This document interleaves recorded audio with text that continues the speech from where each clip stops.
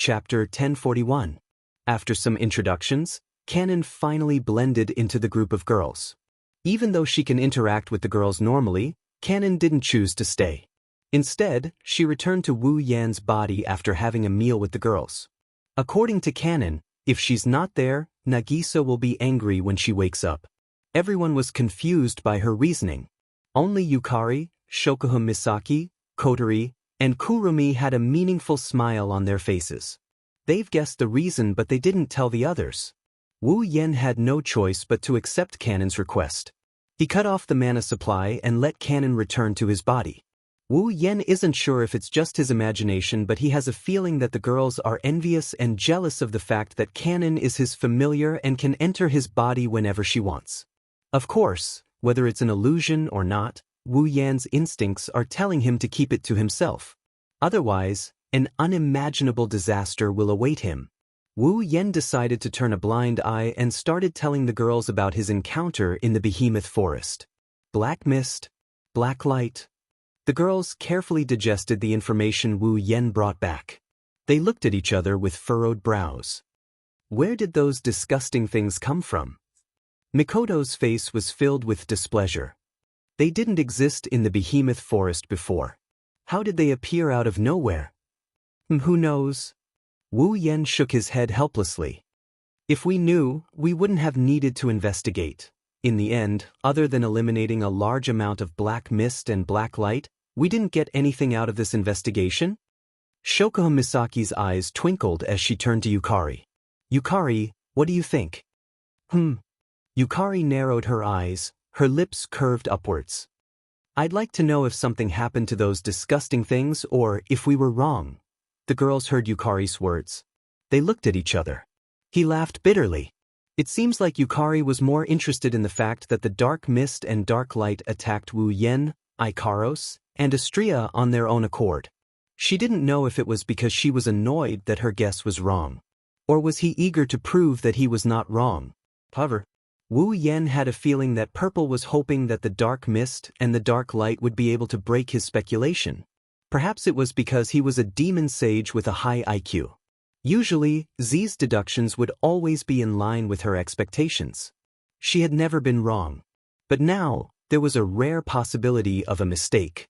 With Z's personality, it was not hard to understand why she felt this was a novelty. Glancing around at the crowd, Z spread out the paper fan in her hand and suddenly changed the topic. Well, since the source was destroyed by Yenchan, let's end the discussion here. Compared to that, I'm more curious about Astria's Pandora mode. The girls suddenly remembered that Astria was able to undergo Pandora's evolution. Astria, who was in the middle of eating, paused for a moment. She felt the girls' gazes on her. She smiled embarrassedly. I just happened to run into you. It was just nice. The girls were amused by Astria's perfunctory attitude. They thought the topic of Pandora's evolution reminded Astria of the painful days when she was subjected to all sorts of experiments in order to evolve her. That's why she was behaving like this. Little did they know, Astria was just embarrassed by the fact that she couldn't activate Pandora because she didn't want to evolve. We've seen Ikaros' Pandora mode, but we haven't seen Astria's Pandora mode yet. Recalling how Ikaros looked like a goddess descending from the heavens when she entered her Pandora mode, the girl's curiosity was piqued. Hey, Astria-chan. Chuju looked at Astria expectantly. Let's see your Pandora mode. The girls nodded. Even Yukari's interest was piqued. They all looked at Astria with anticipation. Astria, on the other hand, was shocked by herself. Is it here? Ugh. The girls glanced around the tent and shook their heads with a bitter smile. They didn't know what Astria's Pandora mode would be like, but they recalled Ikaros' evolution. Even if the tent is protected by a barrier, it's still a dangerous place to be. Let's go somewhere else then. Purple made a prompt decision. She waved the paper fan in her hand, and a pitch-black crack filled with eyeballs appeared in front of the tent. Come on in. Yukari called out to everyone in the tent and walked into the rift. The girls looked at each other and followed suit. Behemoth Forest, on top of a mountain peak. Many figures slowly walked out of the pitch-black spatial cracks that were filled with eyeballs. They came to the top of the mountain and looked at the scene that was only left with yellow soil and rocks. Satisfied expressions appeared on their faces at the same time. Let's do it here. Purple waved the paper fan in her hand and put away the gap. Then she retreated. Astria-chan, it's up to you now. I got it. Astria shouted. She subconsciously looked at Wu Yan. Noticing Astria's gaze, Wu Yan chuckled. He nodded with an encouraging look in his eyes. Astria's confidence was boosted. She yelled and unfurled her wings. She flapped her wings and soared into the sky. Soon after, everyone saw what happened. Astria's body glowed with light. Astria's body twisted and turned into a ray of light. She moved around in a dazzling manner. The air around her got sucked in and formed a circle around her. It spun around her like a sharp blade. A light sword that looked like a wing suddenly emerged from the whirlwind and ruthlessly slashed down. Amidst the cracking sound, the whirlwind was split into two halves, revealing the figure inside. Her upper body only covered her ample breasts while her abdomen was completely exposed to the air. Armor-like armor wrapped around her legs while 4 shoulder pads hung on both sides of her abdomen. Wing-like shoulder pads, helmet-like hair accessories, and what looked like 3 pairs of wings. One of her hands held a lightsaber that looked like a wing-like lightsaber while the other held a shield. This is Astria version 2 after her first evolution. Even though Astria abandoned her shield and triggered the second evolution of her Pandora mode, it doesn't mean she can't enter it again. Astria can still enter the first evolution of her Pandora mode with her shield. Without a doubt, the second evolution of the Pandora system would definitely be stronger than the first evolution, and much stronger in fact. However, the second evolution of Pandora mode is strong, but it requires the user to abandon all defense. Astria would be in grave danger if she enters Pandora mode after the second evolution. On the way back, Wu Yan warned Astria not to use the second evolution unless it is absolutely necessary. Astria also understood the weakness of her second evolution, so she didn't object. It's not like she was prohibited from using it, she would use it when she really needed it. She only needs to use it once during normal times. The group of people on the ground looked at Astria, who entered Pandora mode like a Valkyrie. They couldn't help but praise her. So mighty! Hinajiku and Mikoto, the 2 girls who are equally bold and heroic, spoke up. So cool. That was the other girl's comment. Chapter 1042. Astria, who was floating in the air, heard the praises from the people on the ground. She blushed for the first time in her life, but at the same time, she felt proud of herself.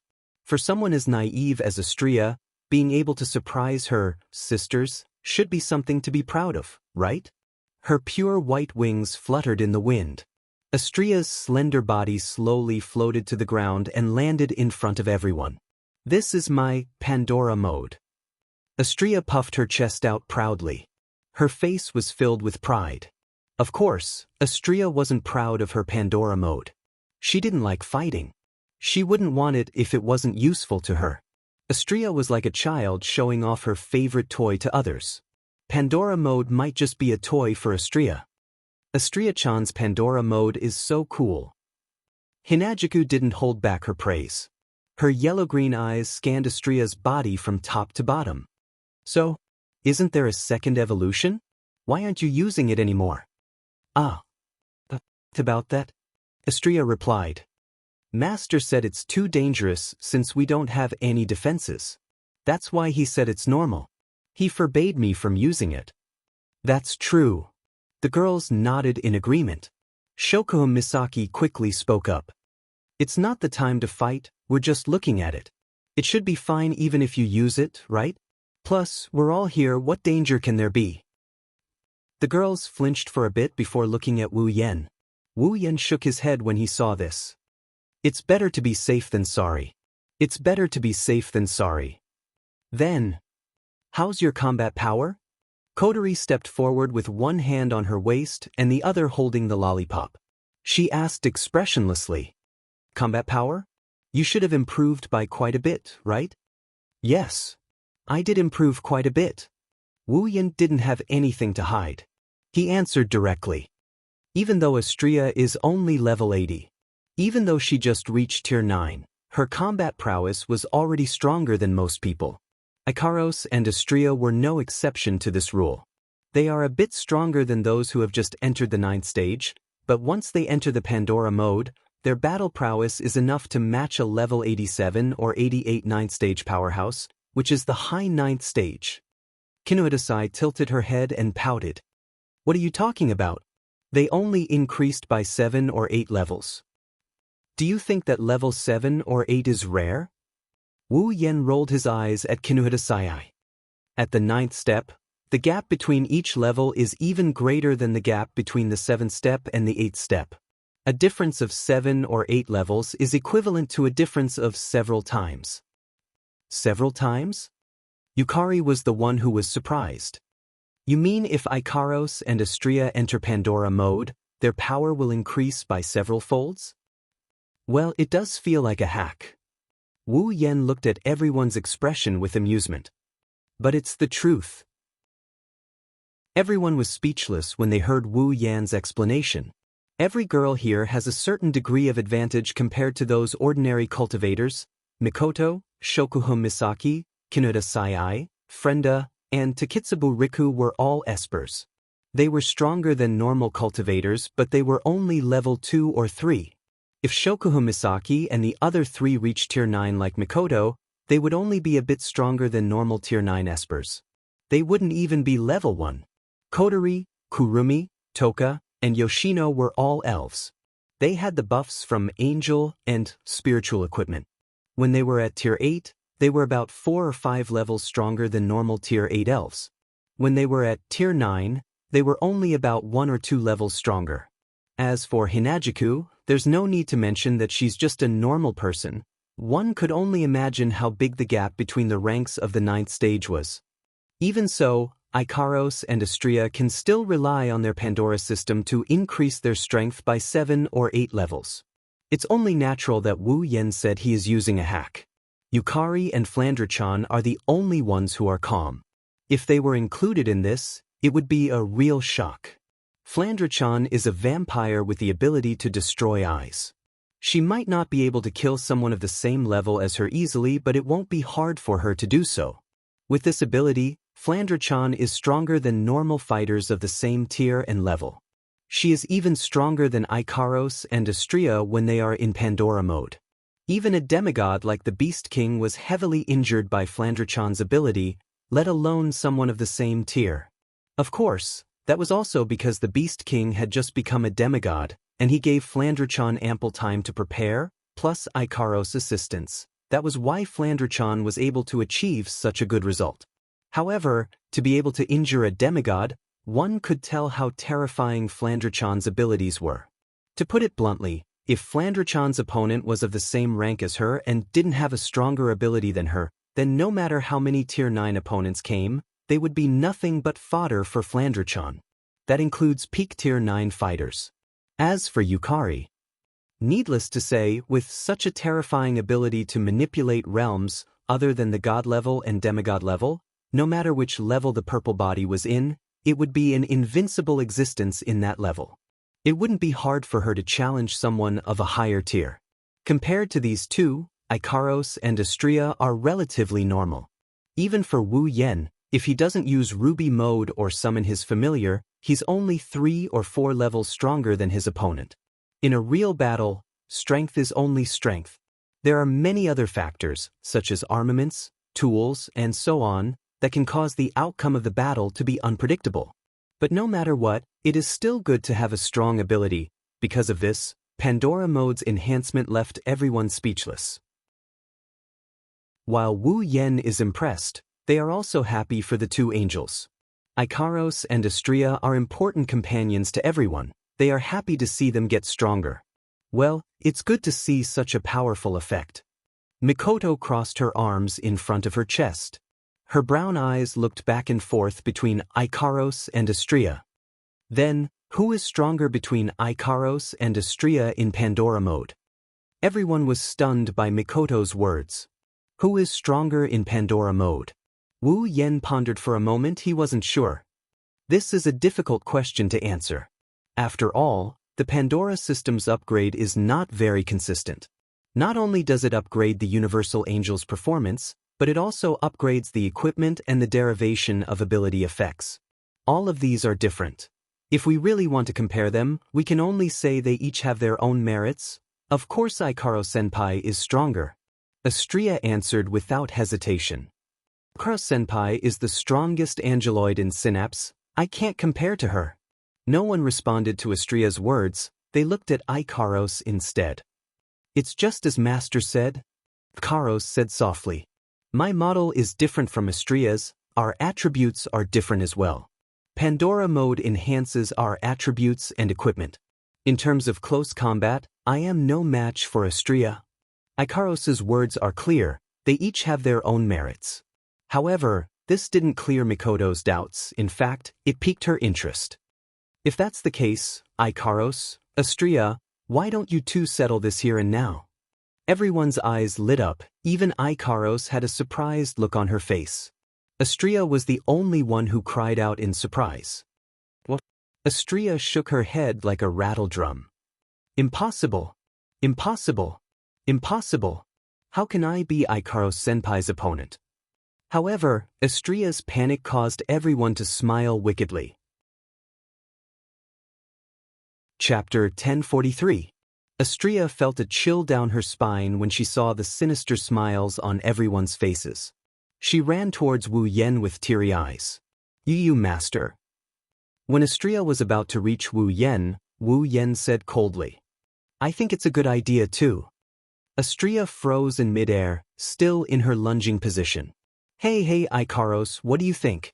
You think it's a good idea too, right? As if the excitement wasn't enough, Hinagiku switched to Ikaros instead. Ikaros looked at Astria and stared at her without saying a word. Astria started to feel a little guilty. Ikaros-senpai. Astria raised her hand weakly. You're not really going to fight me, right? Ikaros lowered her head for a moment before raising it again. If you think so too, master. Astria couldn't stay calm anymore. She pulled a long face. No way? Are we really going to fight? Wu Yen and the others found it funny when they saw Astria's expression as if she saw the end of the world. They more or less knew what Astria was thinking. They knew she didn't like to fight, but that didn't mean she would shy away from a fight. Astria is only doing this because her opponent is Ikaros. They didn't know why. Astria respected and feared Ikaros a lot. She got along well with Ikaros, but when it comes to fighting, Astria wouldn't play any tricks on Ikaros. Because of this, Astria was against the idea of fighting Ikaros from the bottom of her heart. It's not a real fight, it's fine. Wu Yen shook his head with a smile. He reached out and caressed Astria's long blonde hair. It's just a spar, let us get a better understanding of your strength. That's why you have to give it your all, but don't go overboard. I see. Astria pouted unwillingly. Since it's master, then fine, good girl. Wu Yen praised with a smile before turning his attention to Ikaros. Ikaros, yes. With a reply, Ikaros's body emitted a blinding light and turned into a shadow. Like a pillar of light descending from the sky, it enveloped Ikaros's entire body. After a series of distortions, it retracted into Ikaros' body like a whirlpool. When all the light was gone, Ikaros, who had entered Pandora mode, appeared in front of everyone. She wore a revealing feathered coat that resembled two wings, white shorts, and two pairs of pink wings.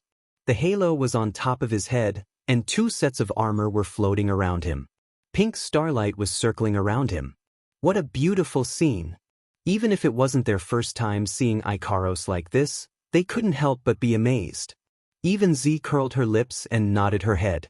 Although the reaction was very calm, to be able to make a demon sage, who had lived for thousands of years and had seen through everything in the world, do such a thing was already a very high evaluation.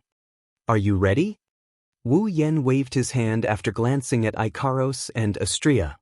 Then let's begin. Remember, don't go overboard. Yes. Master. The two angels who had also activated their Pandora mode answered powerfully. They flapped their wings and flew into the air, facing each other from afar. Since we're already at this stage. Xianxia gripped her lightsaber tightly. Then we have no choice but to attack. In contrast to Xianxia's serious expression, Ikaros looked calm. She glanced at Xianxia and started muttering. Artemisiae, permanent rear-end missile 2.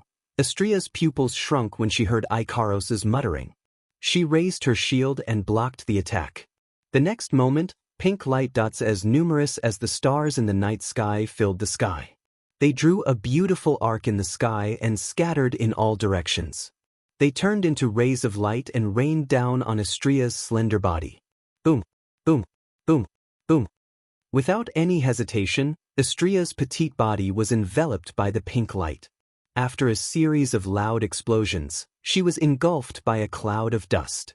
On the ground, Wu Yen and the others were stunned by the dust that covered half the sky.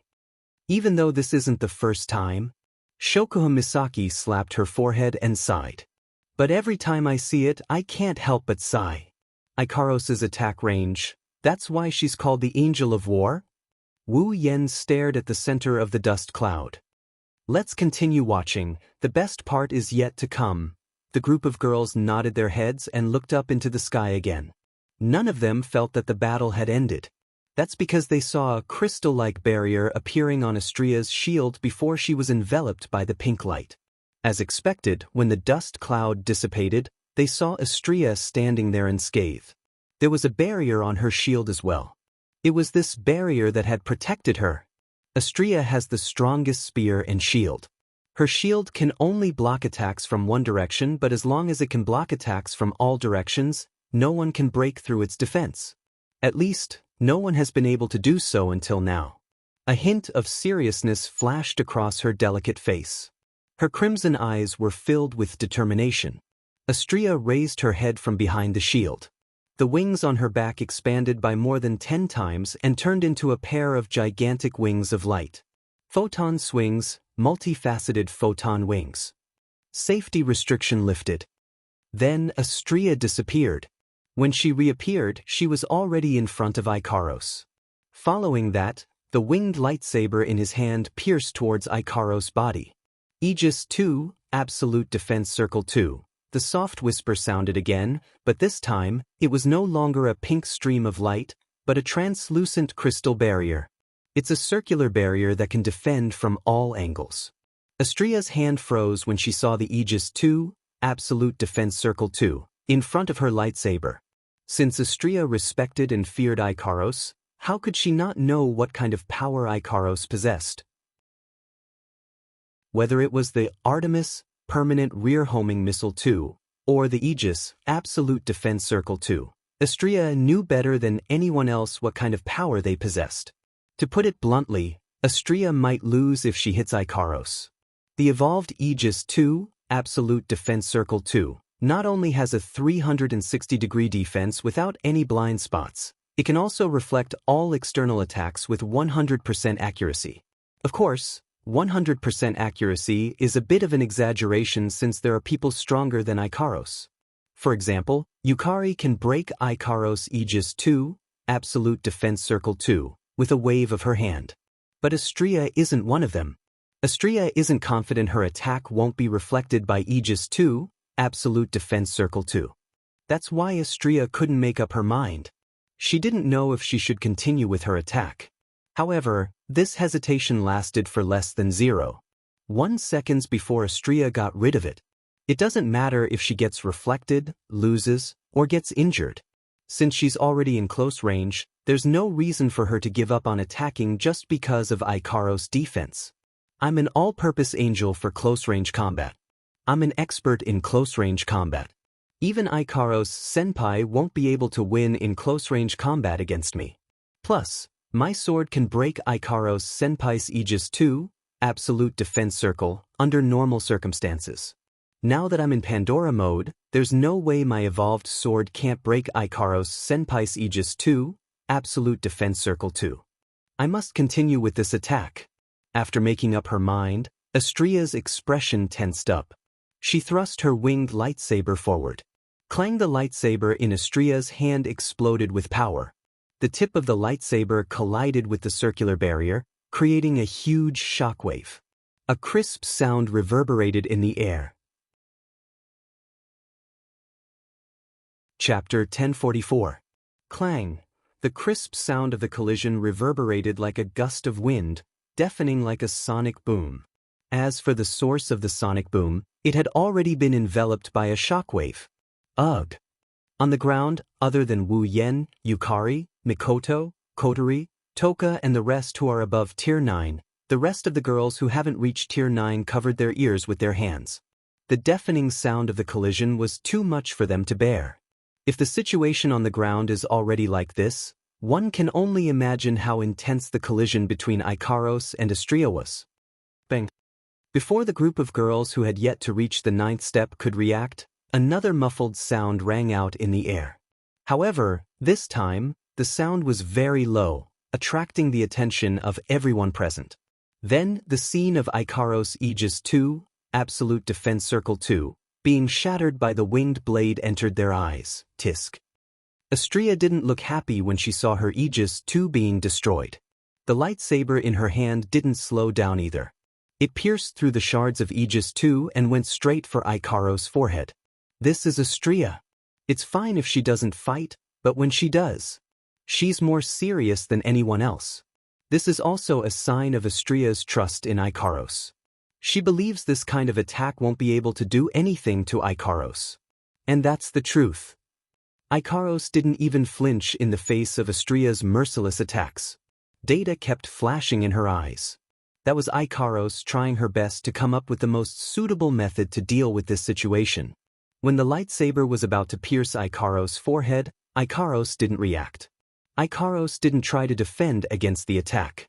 Instead, he spread his wings and shot out countless pink rays of light towards Astria. A classic example of exchanging injury for life. As expected of Ikaros senpai. Astria bitterly smiled at the sight of this. She retracted the lightsaber in her hand. Her body flashed backwards. Driven by the light wings that were more than 10 meters long, it flashed to the rear at a speed that was completely invisible to the naked eye.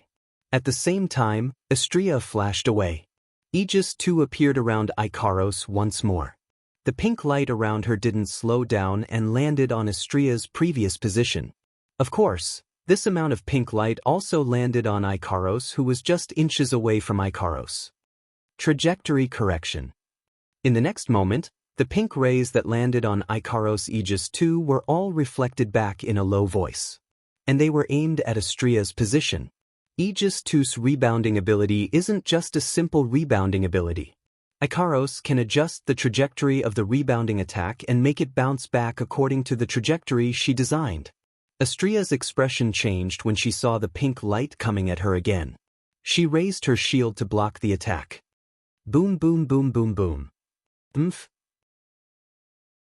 The pink light beams landed on Astria's shield.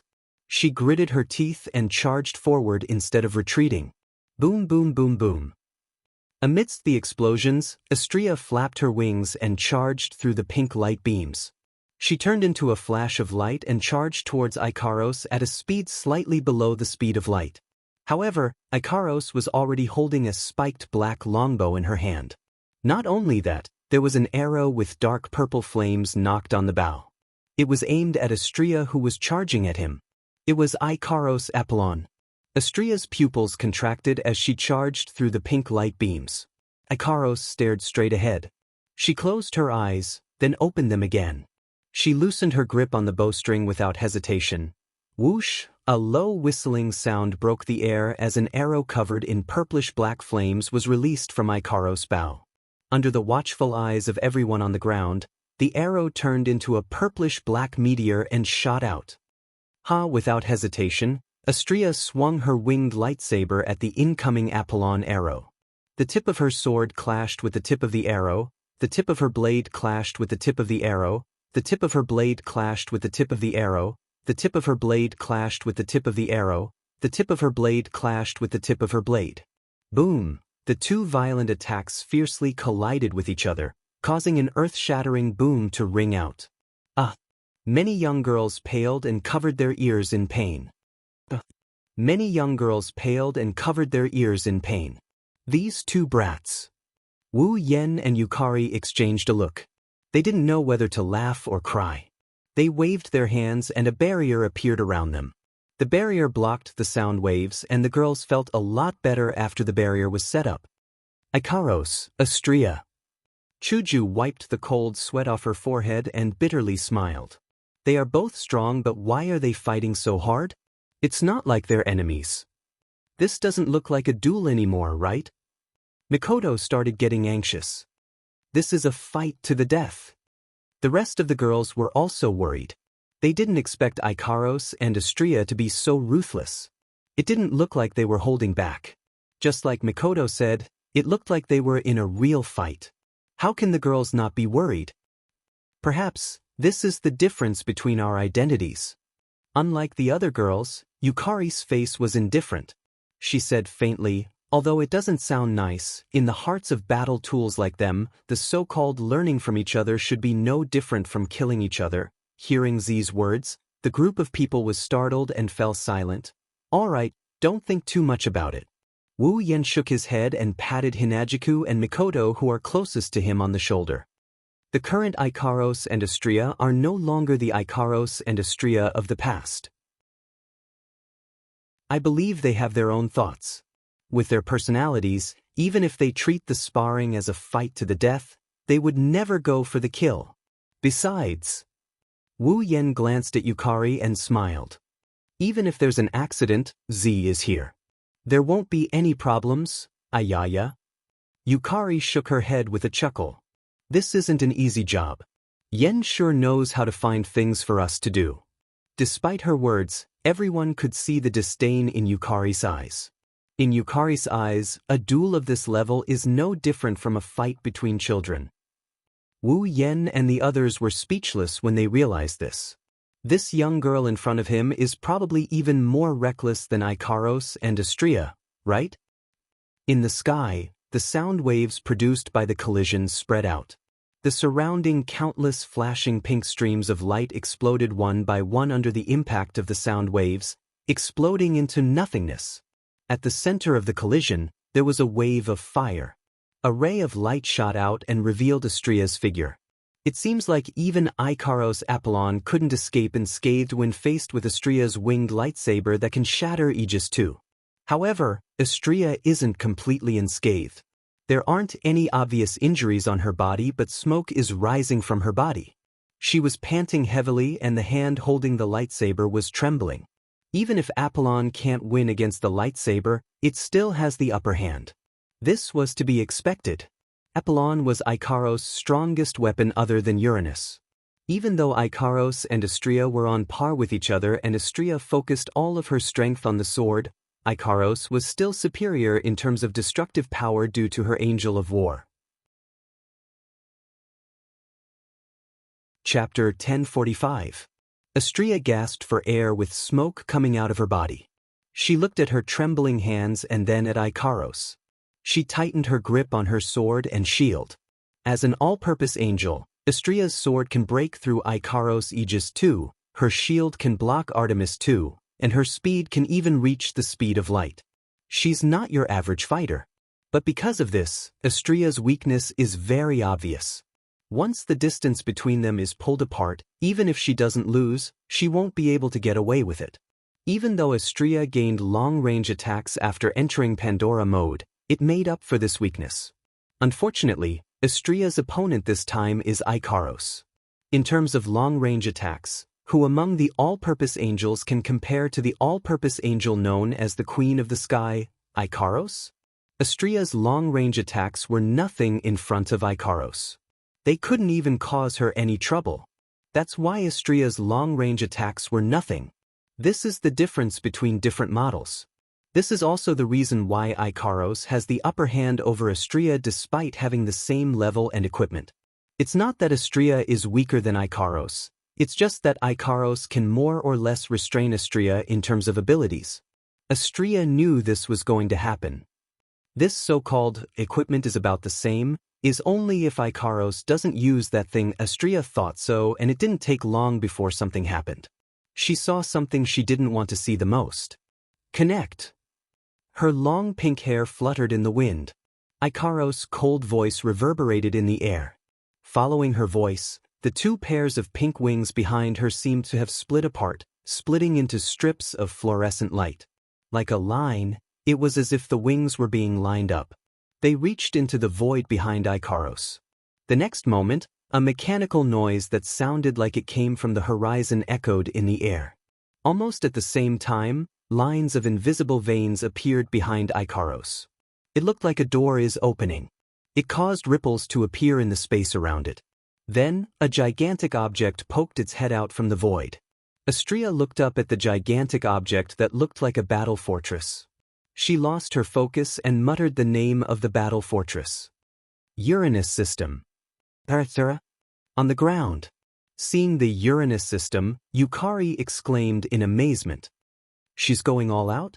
She even brought out a fighter jet. This Ikaros. Wu Yen and the girls looked at each other, but they couldn't do anything about it. They sighed and focused their attention on the battle so that they can intervene if necessary. Ikaros-senpai is too scary. Xianxia broke out in cold sweat. Her expression turned vicious.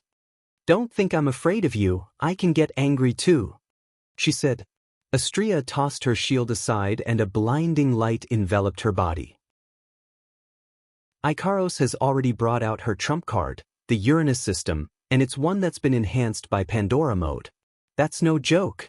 It's because of the existence of the Uranus system that Ikaros has such a high status in Synapse. Ignoring the fact that Ikaros countered Xianxia, in terms of pure strength and equipment, Ikaros and Xianxia are on par. However, the existence of the Uranus system gave Ikaros the edge over Xianxia in terms of pure strength. If it was before, facing Ikaros who used the Uranus system, he wouldn't have been able to do anything. Xianxia could only watch helplessly. But now, Xianxia has her own trump card. The second evolution of the Pandora system. Ikaros already used the Uranus system. If Xianxia holds back, she will lose for sure. As for Wu Yan's advice, Xianxia already tossed it to the back of her mind. Bzzz. Under the intense light, Xianxia's body was enveloped in a turbulent air current. The air around her screeched as she moved. She exploded in all directions with a muffled explosion. Xianxia's light armor and battle uniform were nowhere to be seen. What replaced them was a blue ceremonial battle dress. Her golden hair was tied into a ponytail by the right side of her head. 2 pieces of feathered armor were pinned to the sides of her waist. She held a giant lightsaber in her hand. Xianxia's eyes were wide open as she stared at Ikaros with a serious expression. The girls who haven't seen Xianxia's second evolution before had a look of astonishment on their faces. Even Yukari was dumbfounded. Yukari was no exception. There was only one thought in their mind. Is that Xianxia? No one would answer this question, and no one had the time to answer it, because in the next moment, everyone's attention was captured by the scene in midair. Ikaros seemed to have been waiting for Xianxia to enter Pandora mode for her second evolution. When Xianxia was done, Ikaros put on a cold expression and spread her arms. 4 arms of the Uranus system extended out from her back and extended towards Ikaros according to her limbs. Immediately after, the top of the 4 arm pillars flashed with condensed light spots. Moreover, the 4 light spots even connected together to form a circle of light. In the next moment, the Uranus system started to flow with electricity like a generator. The electricity condensed into the circle of light, and an extremely terrifying energy wave and aura of destruction spread out from the circle of light. Xianxia narrowed her eyes and raised her lightsaber above her head. A stream of light appeared on the blade of the lightsaber. A whirlwind formed around the blade of the lightsaber. Then, an energy wave comparable to Ikaros spread out from the center of the blade. Both of them are going for their strongest attack. Bzzz. As the 2 energy waves spread out, ripples appeared in the sky. Streams of air swirled around Ikaros' light and Xianxia's lightsaber. The 2 angels looked like 2 goddesses fighting for control of the world. It was a beautiful and stunning sight.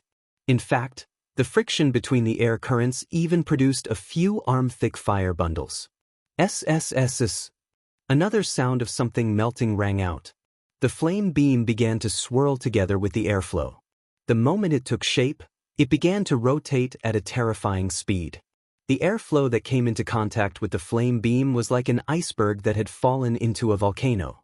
It was directly incinerated into smoke. It streaked across the air and spun in midair. Bzzz. The flames and air currents swirled together. Everyone could feel the destructive energy gathering at a crazy rate. On the ground, Wu Yen and Yukari's expression turned serious. They exchanged a look and nodded. At the same time, the sky and earth went silent. Ikaros and Astria jerked their heads up. As if responding to their actions, the light circle in front of Ikaros vibrated. A gigantic lightsaber as large as a heavenly pillar shot out from the light circle. It carried with it a terrifying destructive energy. Everywhere it passed, space crackled as if it couldn't withstand the pressure. It shot towards Astria like a pillar of fire. Astria shouted as she faced the incoming beam of light. The giant lightsaber expanded to its maximum size and slashed down on the beam of light. In an instant, the beam of light and the sword of light collided with each other. Kaboom! The violent roar was like a meteor falling from the sky, and the impact of the sound wave exploded. Mountains cracked and trees collapsed. It was like the end of the world. Chapter 1046. Kaboom! There was a loud bang in the sky. A shockwave mixed with a terrifying force exploded like an atomic bomb, violently exploding and sweeping out in all directions. The mountain peak closest to the epicenter of the impact was the first to bear the brunt of the impact. Under the fluctuations of the shockwave, the mountain peak cracked inch by inch, all the way to the bottom of the mountain. The cracks even spread along the ground. For a moment, the ground within a radius of 1,000 meters was as if it had encountered an earthquake. No matter how tall and big the trees around the mountain peak were, they all fell down. The shockwave was comparable to a level 12 typhoon. It blew the surrounding area and all the trees fell down at the same time. Along with the atmosphere, small tornadoes were formed, wreaking havoc in the surrounding area. All the unlucky magical beasts living within a kilometer radius were blown away by the shockwave. They flew all over the sky, and their miserable cries reverberated in the air. However, they were quickly buried by the shockwave. They were blown far away along with the shockwave. No one knew if they were dead or alive. At the epicenter of the shockwave, a terrifying wave of fire was ignited.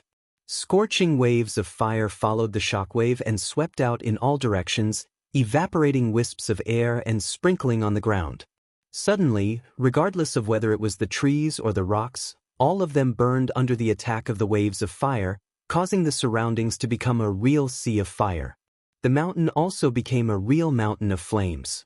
Even the rocks were slowly being incinerated. Originally, there were still many white clouds in the sky. However, under the impact of this wave of fire, the white clouds in the sky were all blown away.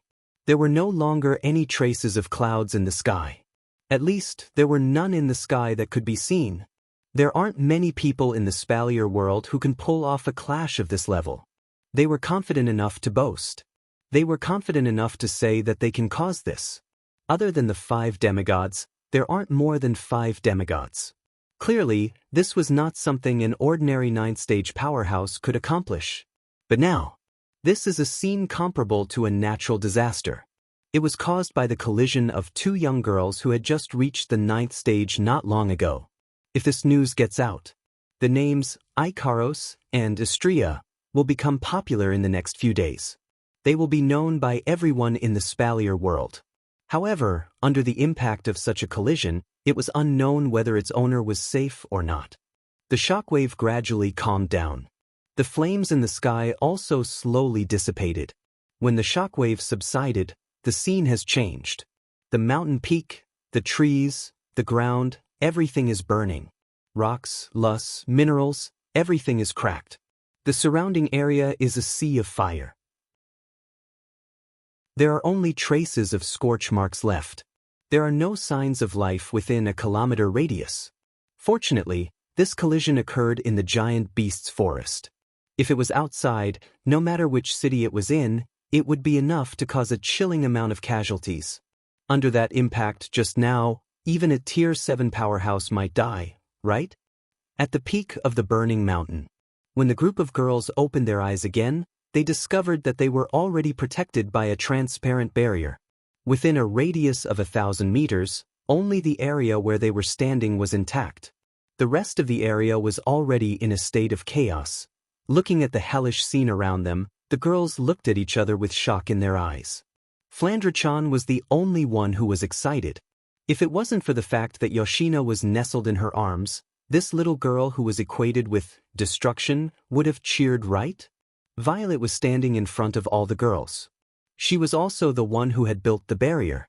She glanced around, shook her head, and sighed. It's rare to have such a well-developed forest. What a waste of the environment. The girls rolled their eyes at Yukari. Shokuha Misaki didn't know whether to laugh or cry. Don't worry about the behemoth forest's environment. There are plenty of demonic beasts that can accelerate the growth of trees.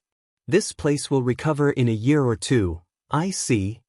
Yukari nodded with a smile. Well, let's not worry about it then, The girls laughed dryly. They quickly asked, by the way, where are Ikaros and Astria? How are they? Yukari chuckled. She pointed behind the girls. The girls turned around and saw a ripple in space. Wu Yen appeared with a beautiful angel in each hand. The girls sighed in relief. However, their expressions changed when they saw Ikaros and Astria's condition. Their bodies were covered in dust and their skin was charred black. Some of their clothes were torn apart while others were gone. They barely managed to cover Ikaros and Astria's beautiful bodies. At first glance, they don't seem to have suffered any serious injuries, but the girls know that even with Wu Yan's help, the two of them are still in such a sorry state. If Wu Yan didn't come to their aid in time, even if they didn't die, they would have suffered grave injuries. Karos. Astria. Hinajuku put her hands on her hips and scolded Astria. That's a little too much. The two angels raised their slightly dusty faces at the same time and looked at the angry girls. They looked at each other and lowered their heads. I'm sorry, I say you guys. Mikoto's anger still hasn't subsided. She grumbled, it's just a spar, why are you guys so heavy-handed? Ikaros remained silent. Astria tilted her head in confusion. Then she smiled awkwardly. About that? I didn't know. Unknowingly you've gotten angry? Shokuha Misaki chuckled.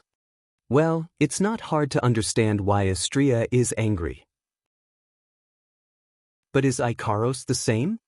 Indeed, with Ikaros' personality, other than the time when Wu Yen was injured by the Beast King, she has never gotten angry, let alone gotten angry because of a fight. In fact, it's not that Ikaros is angry, it's just that, if I don't go all out, Ikaros said with a calm expression. If I don't go all out, I won't be Astria's opponent. But that's just a friendly duel. Chuju rubbed her forehead. If it's just a friendly duel, Astria won't go all out, right?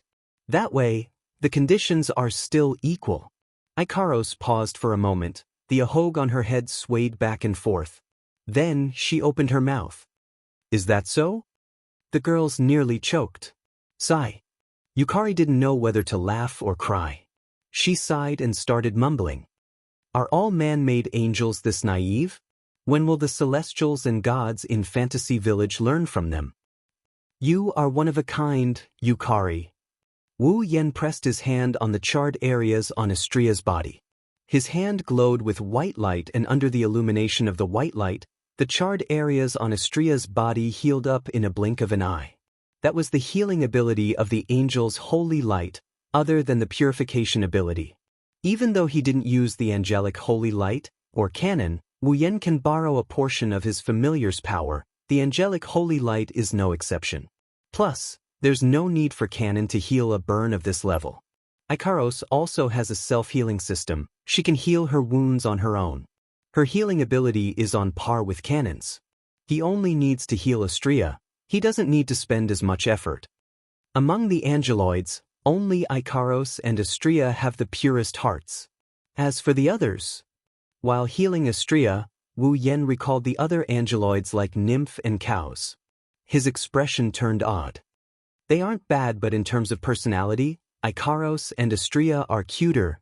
Ikaros and Astrea blushed at the same time when they heard Wu Yan's words. Wu Yan didn't take it well when he saw this. Of course, I will have to change my impression of you two after this. You two aren't very obedient, I will have to give you some punishment. Punishment? Ikaros and Astrea flinched. Rolling his eyes, Wu Yan's face flashed a grin that made Ikaros and Astrea shiver in fear. Chapter 1047. It's nighttime. The moonlight tonight is warm and gentle. There were no stars in the sky, but they were like silver gauze as usual, sprinkling down from the sky. They brought with them a hint of coolness, but there was no coldness. They followed their owner's movements in the sky, illuminating the earth to their heart's content, dragging out the shadows of all living things in the night. Even though the air is cold, the bonfires that are set up at regular intervals are still burning, driving away most of the coldness in the camp. The patrolling guards feel very comfortable tonight. These low-level soldiers don't know that the atmosphere in the campsite is the exact opposite of what they are feeling right now. It's like a storm is brewing. Many of the higher-ups could not forget the day when the leader returned to the camp with the corpses of the other members of the team and reported what had happened. Pelosi, Bingling, and Bishi have already reported this matter to the Ailu Empire's imperial family and their families. What should they do now? What should they do now? They can only wait here for news. However, whether it was Pelosi, Bingling, or Bishi, they all had a feeling the water in the behemoth forest is getting murkier and murkier. Pelosi, Bingling, and Bishi couldn't sleep at all. While the patrolling guards were enjoying the night's peace, Pelosi and Bingling felt that it was just a prelude to a storm. While Pelosi, Bingling, and Bishi, as well as the higher-ups in the campsite can't sleep because of the behemoth forest, Wu Yan is enjoying himself. If someone were to approach Wu Yan's tent right now, they would notice that there's a strange noise inside the large tent. There are some strange noises, rapid panting, sensual moans that would make one's heart beat faster, and sounds of objects colliding with each other at an extremely fast speed. There's even the sound of water splashing. It's all mixed together, echoing faintly inside Wu Yan's tent. However, as long as they were within 5 meters of the tent, they would be able to hear these sounds. Of course, if someone really came within 5 meters of the tent, then the noises in the tent would stop, and not a single sound would come out. However, the person who caused the noises to stop will receive the cruel revenge of a certain wolf the next day. Amidst the faintly discernible noises, several naked figures were entangled together in an extremely intense hand-to-hand combat. If one were to listen carefully, one would be able to tell that the hurried panting sound came from a male figure, while the blushing and heartbeat moaning sound came from 2 other slender figures. As time passed, the hand-to-hand combat became more and more intense. The result was that the 2 moans became more and more pleasing to the ear, more and more resounding, and their breathing became more and more rapid. Finally, the sound of begging for mercy started echoing in the campsite. Unfortunately, the guy who was fighting with the owner of the moans became more and more excited. Not only did he not pay attention to the owner of the moans, he became more and more conceited. His movements became more and more intense, increasing the intensity of the hand-to-hand combat. As a result, the owners of the 2 moans were scared out of their wits. After a long panting, they surrendered inside the tent. The 3 figures tensed up their bodies at the same time. Only after a long time did they relax at a speed visible to the naked eye. They lay down on the sheets, unable to get up again. Phew. Hugging 2 extremely elastic bodies, Wu Yan let out a long breath. His face was refreshed. The only thing missing was the word refreshed on his face. On the other hand, the 2 girls lying in his arms were flushed red. They kept panting as if all the energy in their body was sucked out of them. Their eyes were filled with pleasure and exhaustion. Even the wings on their back were trembling. It seems like they still haven't recovered from the lingering effects of the lovemaking. Their faces were filled with intoxication. Seeing the intoxicated expressions on Ikaros and Astrea's faces, Wu Yan felt an indescribable sense of satisfaction. Even though this isn't the first time he rolled in the sheets with these 2 angels, every time he did it, Wu Yan would feel a sense of accomplishment. It's not just a little strong. It's not like he hasn't done it with different girls before. In fact, the first time he did it, he already did it with Chuju and Mikoto. Of course, the feeling he had with Chuju and Mikoto was unforgettable. Speaking of accomplishment, among the girls, it's only with these two angels that he feels so strong. After all, both Ikaros and Astria have the best figures among the girls. They're in the lead among all the girls. Maybe Yukari can, but Wu Yen doesn't have the guts to taste Yukari's body. Plus, when he's making love with Ikaros and Astria, the two girls would switch to Pandora mode under Wu Yan's request. The stimulation it gave Wu Yen isn't any weaker than when he was with Kurumi. Don't think this is a low evaluation, it's actually a high evaluation. Kurumi is a crazy person. Every time she does it with Wu Yen, she'll summon multiple copies of herself. Her goal is to squeeze Wu Yen dry. She'll take turns and there will be no less than 5 copies of her each time. That's why when he's with Kurumi, he won't stop until he's completely exhausted. One could only imagine how crazy that would be. Recalling the time when he did that with Kurumi, Wu Yan's heart started to heat up.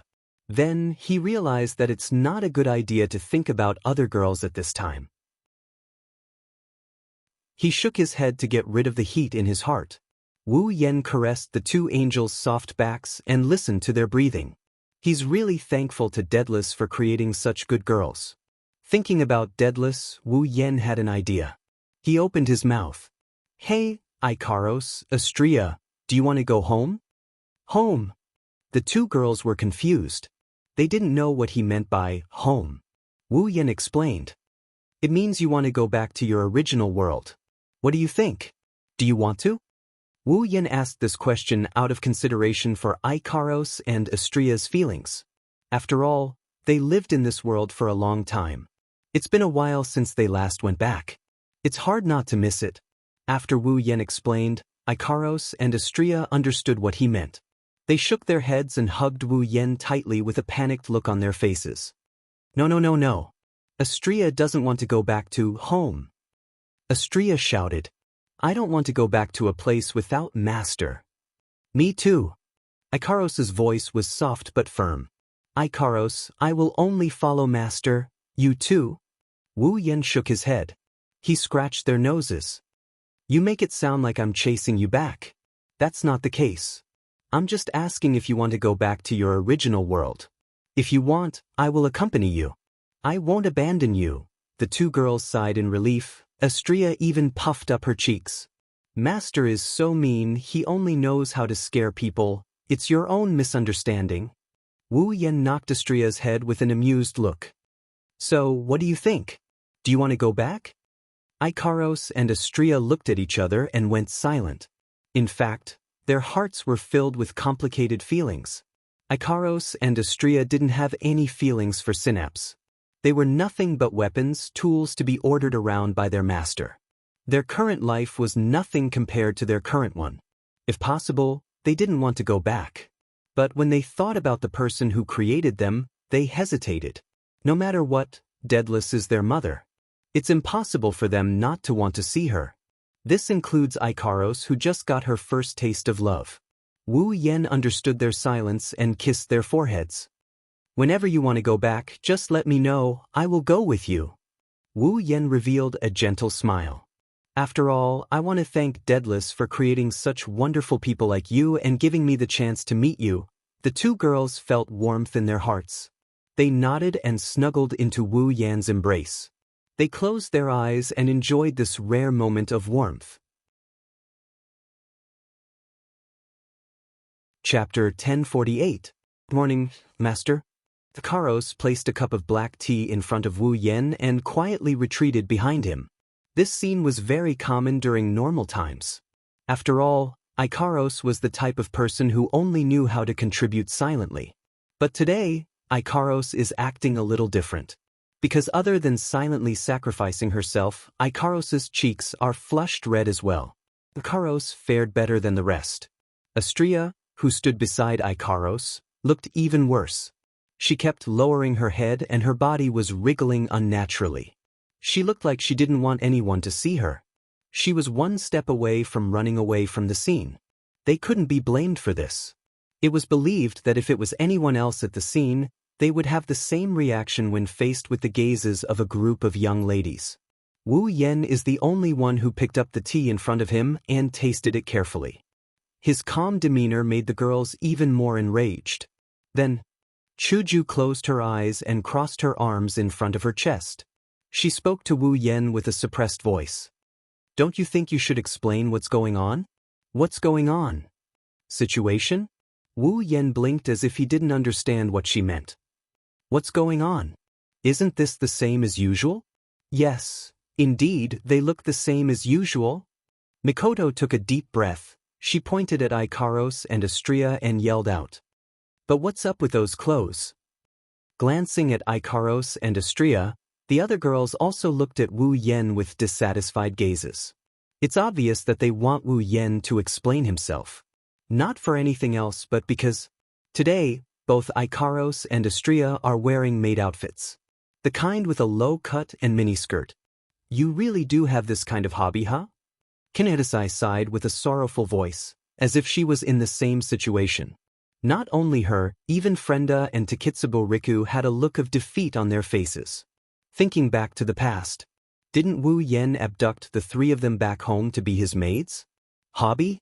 Hinajiku and Mikoto seemed to have recalled the time when Kinedasai and the other two were working as maids in Academy City. Their faces darkened as they looked at Wu Yan with an unfriendly expression. Alalala. Kurumi's eyes curved into crescents as she tapped her lips pitifully. Should I go and change into a maid's outfit as well? Yes, Mama. Shokuha Misaki beamed at Wu Yan. Yen-chan, if you really have such a hobby, you can tell us and we can satisfy you. What are you talking about?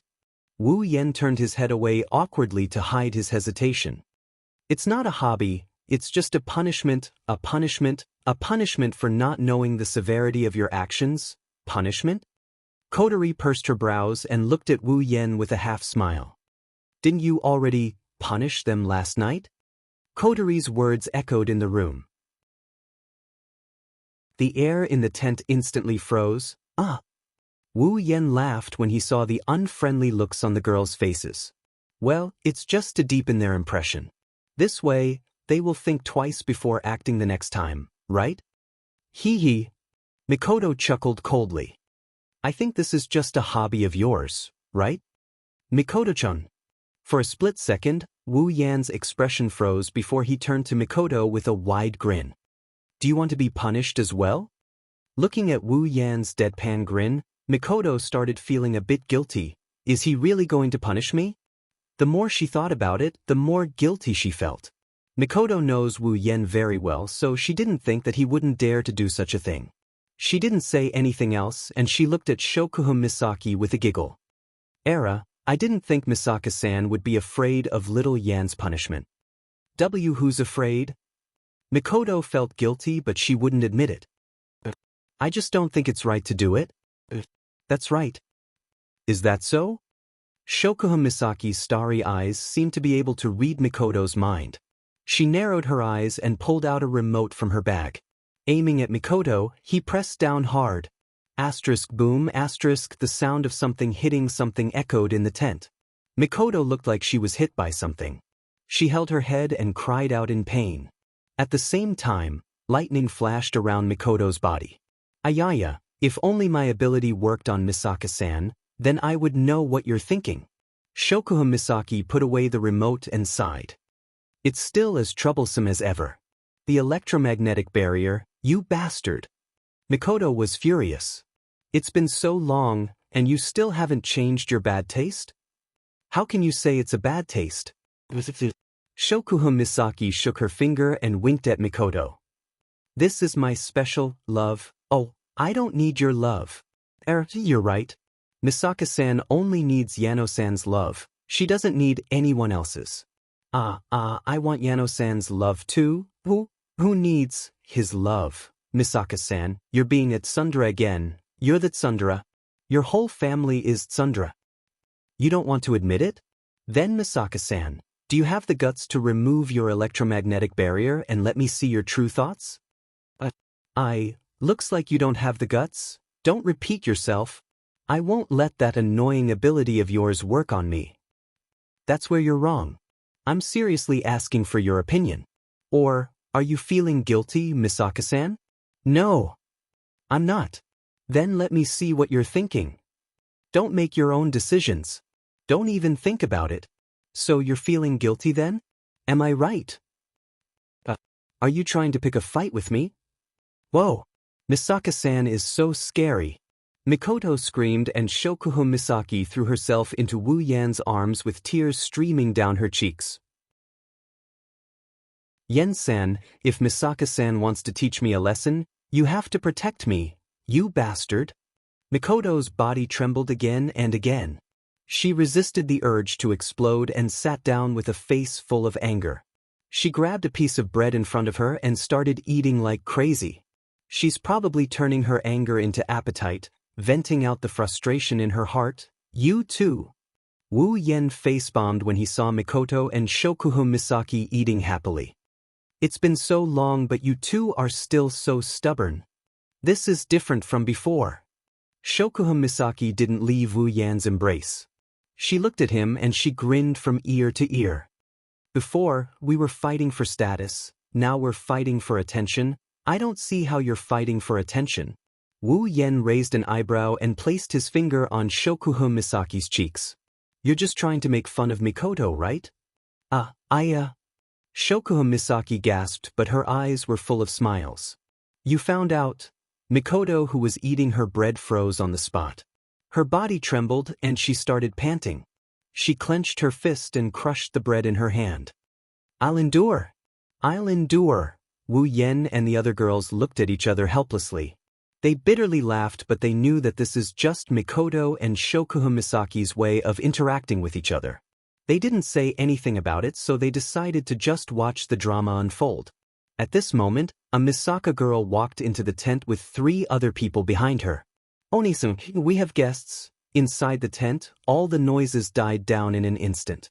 Everyone looked at the entrance of the tent and saw the 3 people walking behind Misaka's sister. Pelosi, Bingling, and Bishi. Chapter 1049. Seeing Pelosi, Bingling, and Bishi's arrival, the group of girls didn't seem surprised at all. They all looked at them and stopped joking around. In a situation where it's just his own people, he can do whatever he wants. But now that there's an outsider here, if he continues to cause a ruckus, not only will it be inappropriate, more importantly, Wu Yan's reputation will be tarnished. Although he doesn't really care about face and whatnot, he's still a man after all. It's okay if he doesn't care about it, but the girls can't let him lose face. This is also a sign of the girls' gentleness towards him. As for Pelosi, Bingling, and Bishi, after entering the tent, they looked around at the girls. Looking at all the beautiful and youthful girls in the tent, they couldn't help but feel jealous of Wu Yen. Any one of the girls here had the capital to be a heartthrob. In addition, with their strength and ability, if any one of them was willing to join the 3 great families, or even the royal family, they would be put in an important position. In the future, their status would definitely not be lower than an ordinary empire's princess. But now, this group of people who have both looks and power are gathered around Wu Yen. And every one of them seems to have an ambiguous relationship with him. Pelosi and the other 2 are normal men. How can they not be jealous? Of course, they know that their jealousy is unnecessary. If Wu Yen was a good-for-nothing who only knows how to rely on women, they wouldn't be jealous, they'd be looking down on him. Unfortunately, Wu Yen isn't a good-for-nothing. On the contrary, he's the most dazzling person in the Spalier world. He's about the same age as Bingling and Bishi. It's only been a few months. In the Spalier World Academy, he went from a nobody to the strongest in the academy. He's able to fight against the princes of the Fea and Baruba empires without losing. A few months ago, he was only a rank 7 student. After a few months, he's suspected to have reached rank 9. He even killed the second-in-command of the Saito and Ladine families, causing the entire Ailu Empire to tremble. The academy even called for a meeting to discuss this matter. In the end, they couldn't do anything to him. He has no background and there's nothing special about him, but he's highly valued by the Ailu Empire's emperor and the Lori family. He even managed to become the fiancé of the most dazzling princess in the Ailu Empire, Princess Sylph. But that's not all.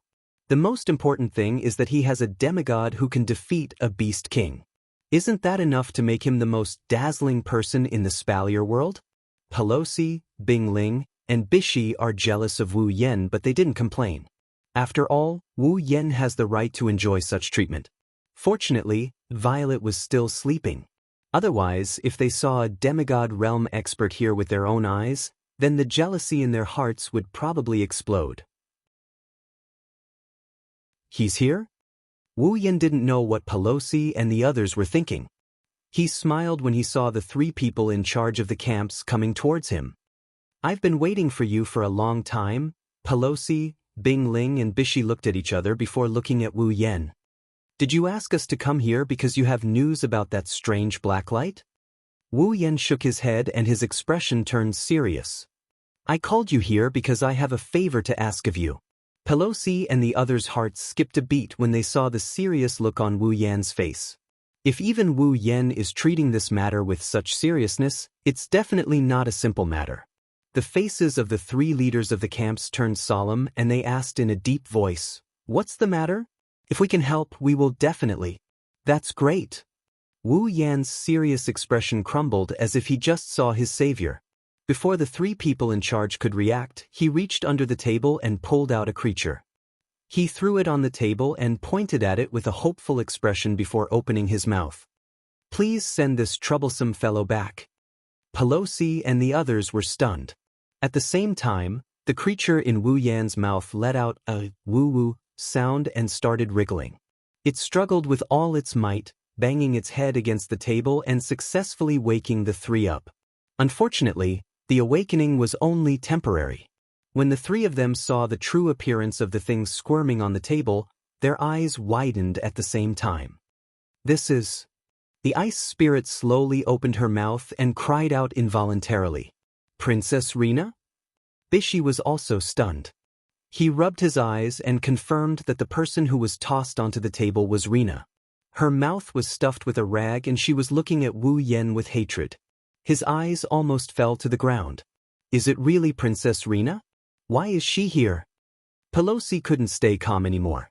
And in such a manner, as expected of a member of one of the 3 great families, I knew this guy.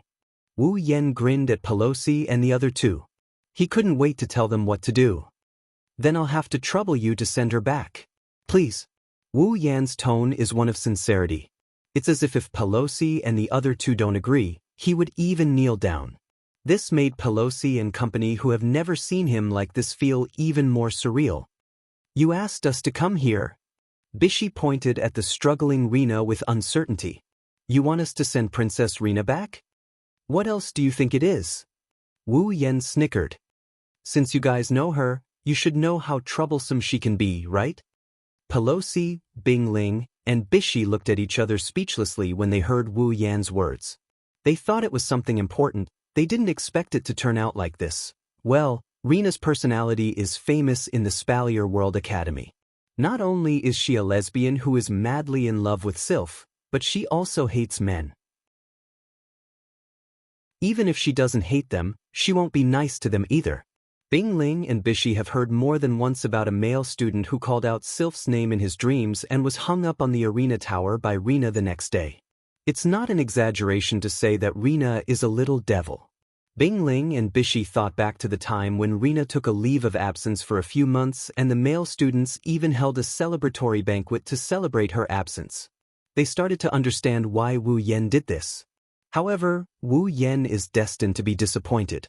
Even though we really want to help you, Bishi said with a gloating tone when Wu Yen was hoping that the 3 camp leaders would take Rena away. But I'm sorry, there's nothing we can do this time. Pelosi and Bingling nodded their heads. Wu Yen was dumbfounded by this. Why? It's just sending a person back. That shouldn't be hard for you, right? Wu Yen raised his voice.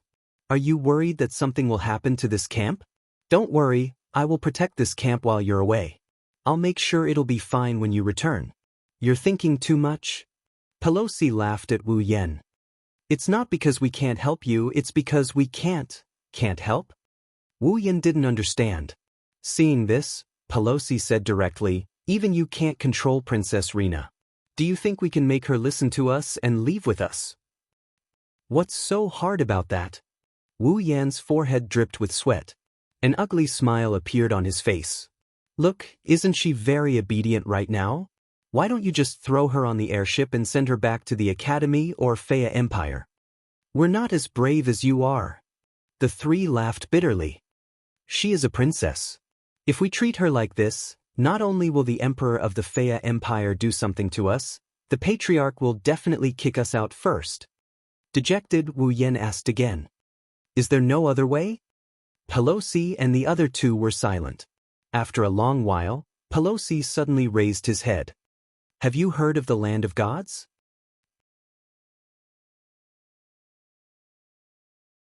Chapter 1050. Land of Gods. Other than Pelosi, Bing Ling, and Bishi, everyone else in the tent was stunned. Wu Yan exchanged glances with the girls. He could see the doubt and seriousness in their eyes.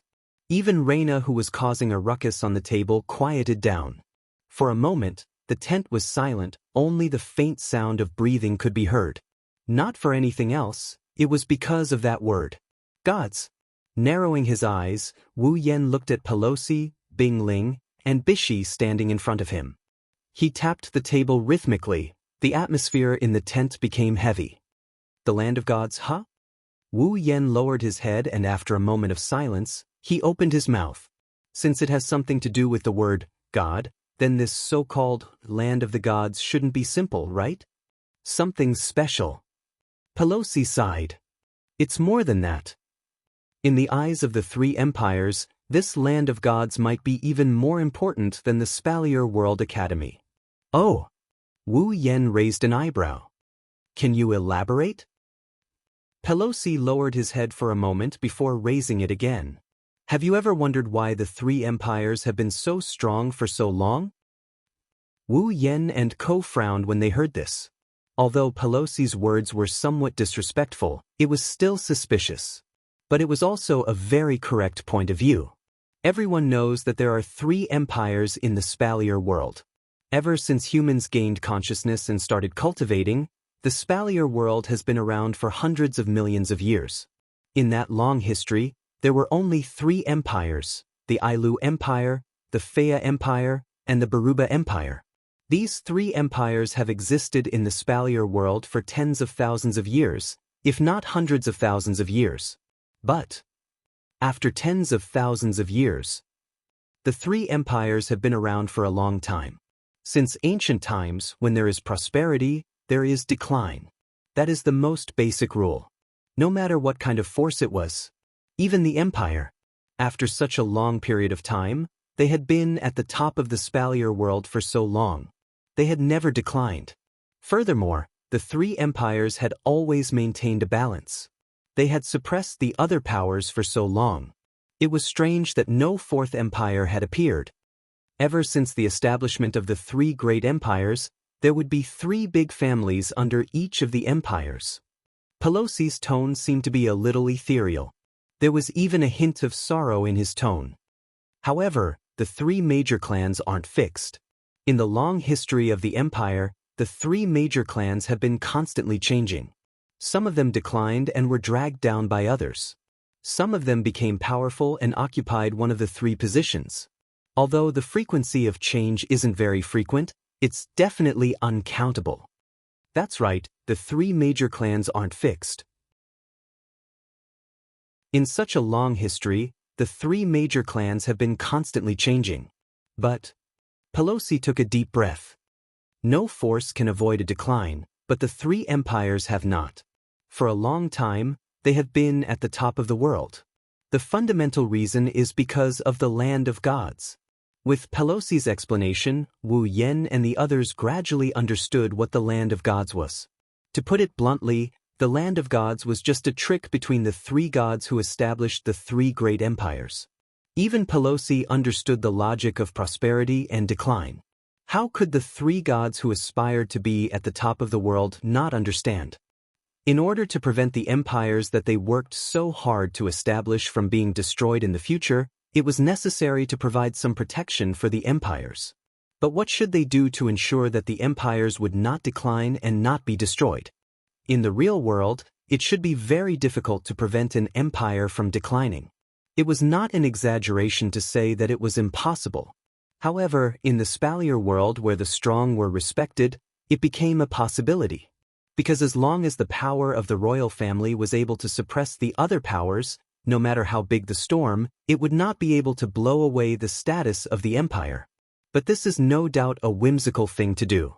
The reason why a force would decline is because there is a lack of manpower within the force. The later generations can no longer keep up with the need to maintain the strength of the force.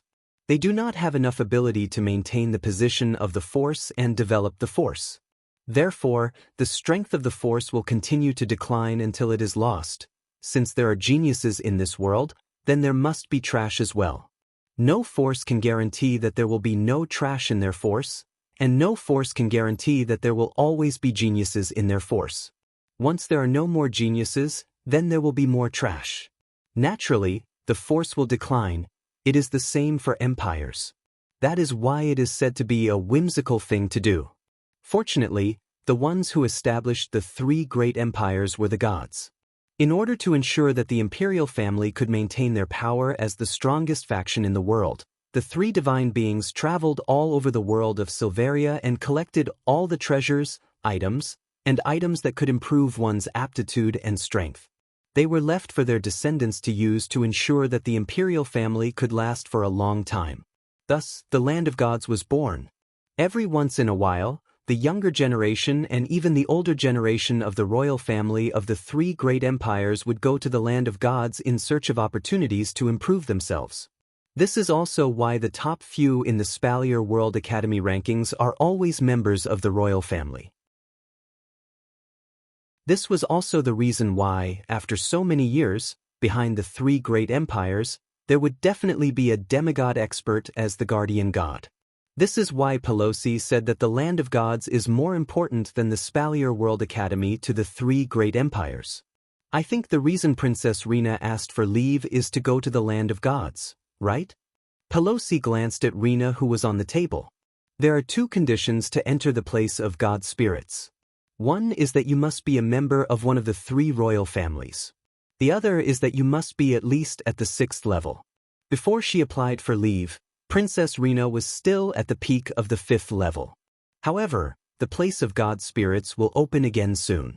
In order to let Princess Rena enter the place of god spirits, the Fea Emperor must have prepared some treasure for her to use. That's why she applied for leave. Hearing this, everyone turned their heads to look at Rena. Rena immediately snorted and turned her head away. It seemed that Pelosi was right. Wu Yen shook his head with a chuckle. Then he was puzzled. I didn't expect there to be such a secret in the Spalier world. Why are you bringing this up? Don't you want Princess Rena to go back? Pelosi didn't mince his words. The land of gods will open soon. The three great empires should be there already. It's useless even if you send Princess Rena back to the Fea Empire. You might as well bring her with you. What? Wu Yen was shocked. You want me to bring this girl with me to the land of gods? Going to the land of gods is very important to every member of the imperial family. Pelosi sighed. Do you want to delay Princess Rena's future? Hey, don't make it sound like I'm doing something I shouldn't do. Wu Yan's mouth twitched. If it's that important, then let her go. She wouldn't give up on going to the land of gods just to get back at me, would she? Pelosi, Bing Ling, and Bishi had strange expressions on their faces.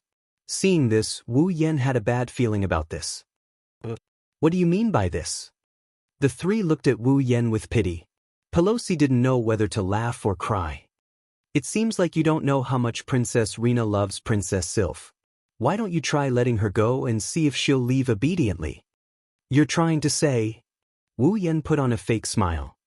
She might even give up on going to the land of gods just to get back at me? Based on my understanding of Princess Rena, I'm afraid, speechless, he asked the heavens, only members of the imperial family can go to the land of gods. Since you're Princess Sylph's fiancé, you're considered a member of the imperial family. I suggest you go. Who knows, maybe you'll find something. Pelosi, Bing Ling, and Bishi left after saying that. Wu Yen and the others were left speechless as they watched Rena struggle to get up. Chapter 1051. Let's go then. Yukari, who woke up and came to the tent, listened to Wu Yen and Ko's explanation of what happened. Everyone was stunned by her words. Really? Are we really going? Wu Yen looked at Yukari in surprise. He couldn't believe that she would say something like that. That so-called land of divine spirits was left behind by the god-level powerhouses who founded the 3 great empires for their descendants. Since the things inside can guarantee that the 3 great empires will not decline for a long time, and even guarantee that the demigod guardian god will continue to be passed down, then it must be incomparably important. Why would they let me go in there? Didn't you just say it yourself? Pelosi said you're the fiancé of the princess, you're a member of the royal family. Yukari covered half of her face with a paper fan. Then it's reasonable for you to go in there, right? Yukari, do you think I can go in there as well? Wu Yen smiled bitterly. Logically speaking, that's right. However, I'm still a person without royal blood. I'm only the fiancé of a princess. Furthermore, we're only engaged. We haven't even gotten married yet. Do you think that the people of the 3 empires would allow a person without royal blood and the fiancé of a princess to enter such an important place? You're right. Shokuha Misaki, who had been standing behind Wu Yen, said thoughtfully. There are 3 god-level experts' resources in the land of gods for their descendants. Even if other things can be used continuously, there is a limited amount of consumables like heavenly and earthly treasures that can be consumed. The Empire's people shouldn't let a princess's fiancé use those precious things, right? Maybe that's true. Yukari shook her head. But Xiao Yin doesn't really want to go to that god's spiritual land. He just wants to send that little girl back. The people of the Empire wouldn't refuse to give him a princess, right? Everyone was stunned for a moment before realization dawned on them. You're right. Shokuha Misaki said in a self-deprecating manner. It's not like he wants to go into the divine lands. Why would he want to go in there? Is this what they mean by being too smart for your own good? Kodari sighed. Even I have a habit of thinking about how to enter the divine lands. I didn't think that brother didn't want to go to the divine lands at all. The girls nodded in agreement, making Yukari laugh. Wu Yen is the only one who still has a bitter expression on his face as he sighed helplessly. That's what I thought, but... He flipped his hand and a scroll appeared in his hand. The girls saw the scroll in front of them. But, because of this, I have no choice but to make a trip to the land of God. Why? Yukari looked at the scroll. What is this? Wu Yen didn't answer. Instead, he opened up the scroll in his hand. The contents of the scroll were exposed to the air and the girls could see it clearly. This is... Hinajiku and Mikoto leaned their heads closer to the scroll. They looked at each other in surprise. A map. Wu Yen nodded and he placed the map on the table. Lana, who was struggling on the table, crawled over. She glanced at the map and she lost interest in it. Obviously. Rina recognized the map. Shokuha Misaki, who saw Rina's reaction, smiled and said, "This map, it should be the map of the Holy Land, right?" "That's right." Wu Yen nodded. "This is the map Pelosi left for me before he left." Wu Yen pointed at a red dot on the map.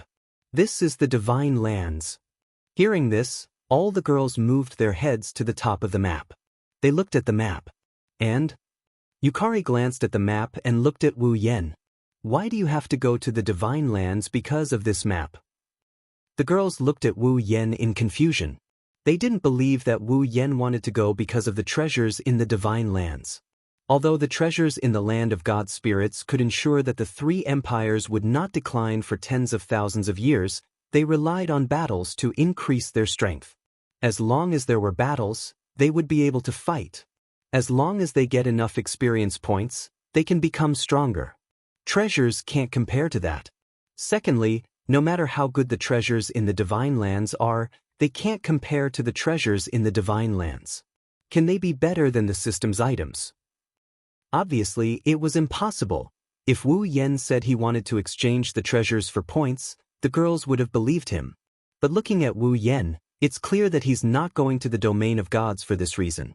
Looking at the confused looks on the girls' faces, Wu Yen rubbed his forehead in frustration. You didn't forget, right? I learned about it from Ailu's projection in the Ailu Empire's treasury. The girls furrowed their brows. Yukari narrowed her eyes and she asked Wu Yen. Little Yen, you mentioned that a projection of a god told you that Silveria is going to face a great calamity in the future, am I right? Yes. Wu Yen said with a complicated tone.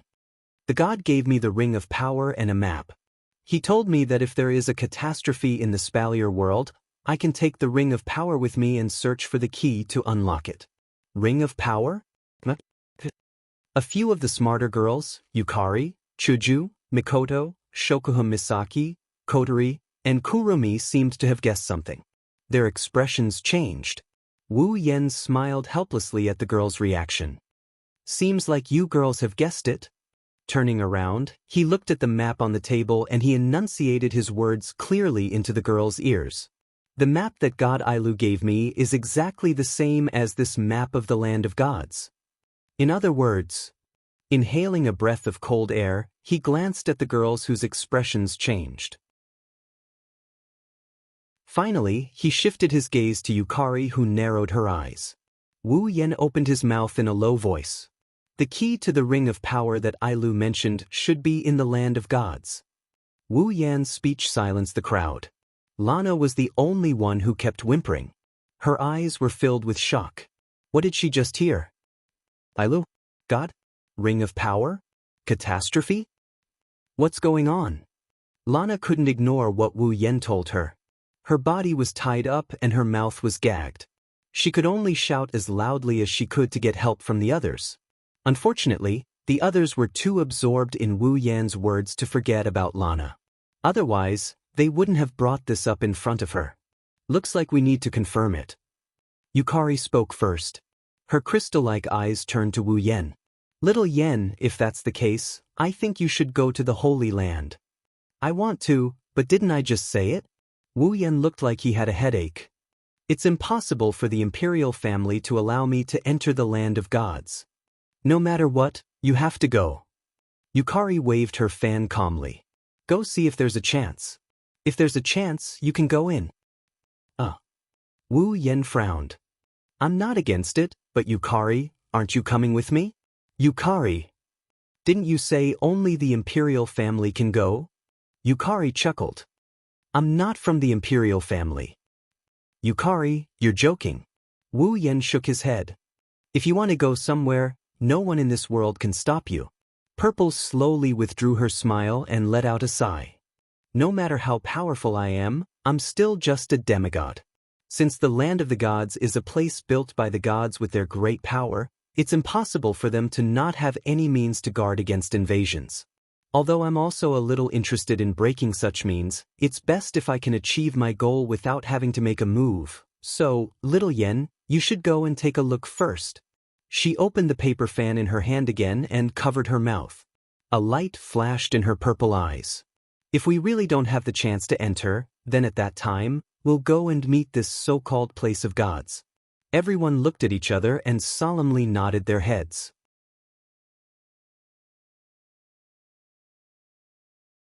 Chapter 1052. The Spalier world is actually very similar to Earth. It's not that the Spalier world is a planet, the Spalier world is just a flat surface. However, the surface area of this plane was more than 10 times larger than the surface area of the Earth. Moreover, the topography was completely incomparable. Whether it was in terms of shape or fundamental nature, the difference between the two could be said to be unimaginable. At the very least, people on Earth know that if you go through the sky and the atmosphere, you'll be in outer space, the universe. However, if you ask someone from the Spalier world what's outside the Spalier world's sky, 99% of them will think you're an idiot, the other 1% will be the real idiot. To the people of the Spalier world is everything, the sky is the sky, the earth is the earth. No one ever thought about what's outside the sky. No one ever tried to find out where the sun and moon are or how far away they are from the Spalier world. There are no rockets or spaceships here. Even though Silveria is home to many cultivators and any one of them could easily become the overlord of the humans on Earth, there is a saying that goes, where there are gains, there are losses. Without technology, Silveria is, in some ways, a backward world. If that's the case, why do people say that the Spalier world is similar to Earth? The reason is that the Spalier world is just like Earth. It's made up of land and ocean. However, the composition of the Spalier world's land and ocean is very simple.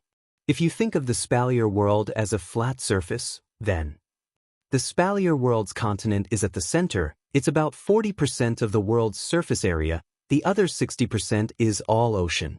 A flat surface ocean. As for the land of gods, it was located right above this ocean. In the sky above the boundless ocean, on the similarly boundless horizon, an airship that was far different from the airship, but gave off an even more awe-inspiring feeling than the airship, tore through the air with a series of deafening sounds. Piercing through the atmosphere, it went against the strong wind pressure and whizzed past. That's Fraxinus. Wu Yen is standing in front of Fraxinus' command room, looking at the map of the land of gods in his hand. He's also looking at the projection of the endless ocean on the screen. His heart is pounding. The last time he saw an ocean was in Bloodlust Rampage World. Itagami Island was located on the ocean. It was easy to see the ocean on Itagami Island. Even though the ocean in front of him was no different from the ocean in the Blood Frenzy world and the ocean in other dungeon worlds, it gave him a strange sense of novelty. Wu Yan's heart surged with the thought. Maybe it's because Wu Yan knows that somewhere in front of Fraxinus, there's a place created by the gods. Even though gods aren't omnipotent in the minds of humans, they're not omnipotent. Being able to create a world and create human beings, the gods here were only at the pinnacle of power. However, it was precisely because of this that they didn't feel illusory and made people feel more reverence for the word gods. He's no exception. Of course, respect is respect. If there's a real god standing in front of Wu Yen won't be afraid. After all, it's just a cultivation realm. However, Wu Yen is still curious about the place created by gods. Beep, beep, beep. While Wu Yan's heart was racing, a beeping sound came from the command center. Wu Yan's high-spirited expression crumbled. He was speechless. He turned around and looked at Koteri's seat on the commander's platform. He saw a curious girl pressing the buttons on the commander's platform like a child who found a new toy. Her eyes were filled with excitement as she listened to the sound effects of the buttons. Wu Yen felt even more helpless when he saw this. I say, little princess, can't you stop for a moment? It's been a few days since we set off from the Ailu Empire's giant beast forest camp. You've been pressing here and there every day, aren't you tired of it? But didn't you say these are the equipment to control the airship? Reina continued to press on the button with great interest. This princess has never controlled an airship before, let alone such a cool one. I have to give it a try. I told you, I'm the only one who can control this airship. Wu Yen pursed his lips. Without my permission, you won't be able to control this airship even if you press the buttons until your hands go numb.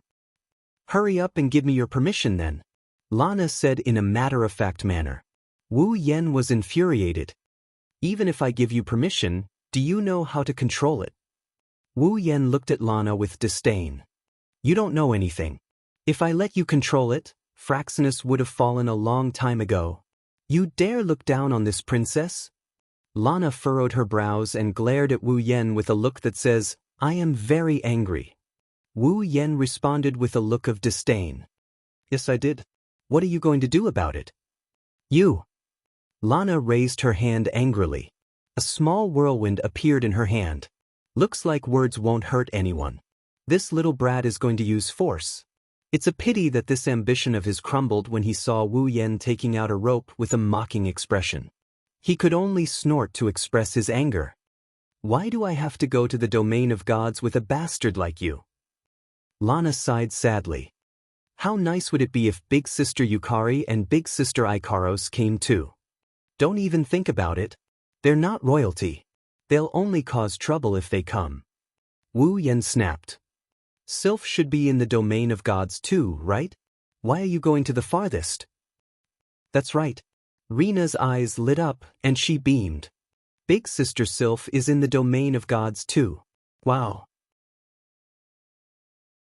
Lana will be able to meet big sister Sylph soon. What kind of happiness is this?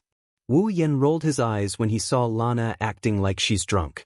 He ignored this Yuri girl and continued to observe the sea. The moment Wu Yen turned away, Lana's expression changed. She opened her mouth as if she wanted to say something, but she didn't know where to start. In the end, Lana opened her mouth. Hey, the catastrophe you mentioned last time, what's going on? It's best if you don't ask too many questions. Wu Yen didn't turn around. He continued to look at the map in his hand.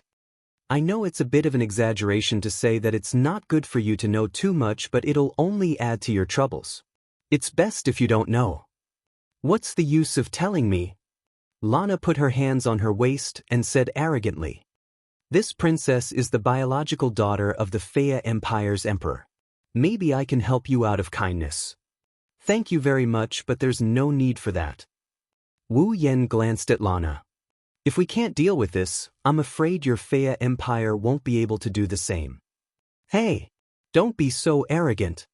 Lana grumbled. Who do you think you are? You're comparable to the entire Faya Empire. Wu Yen shook his head helplessly.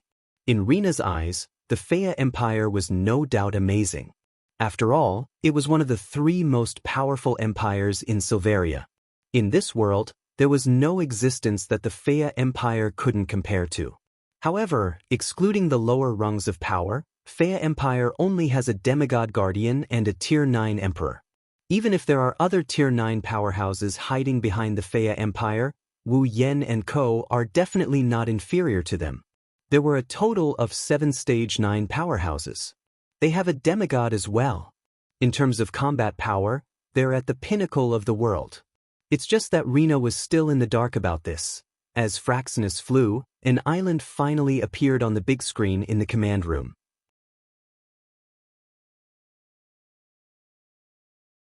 Chapter 1053.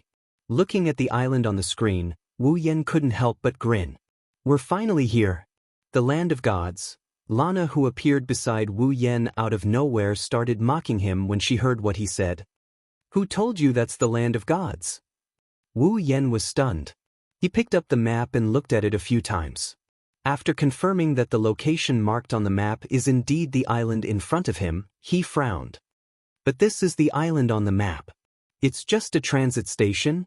Rina said nonchalantly, the land of gods opens once every 10 years. It won't appear until it's time to open. Rina pointed at the island on the screen and said, this island is called Emperor Island. As the name suggests, it belongs to the royals of the 3 empires.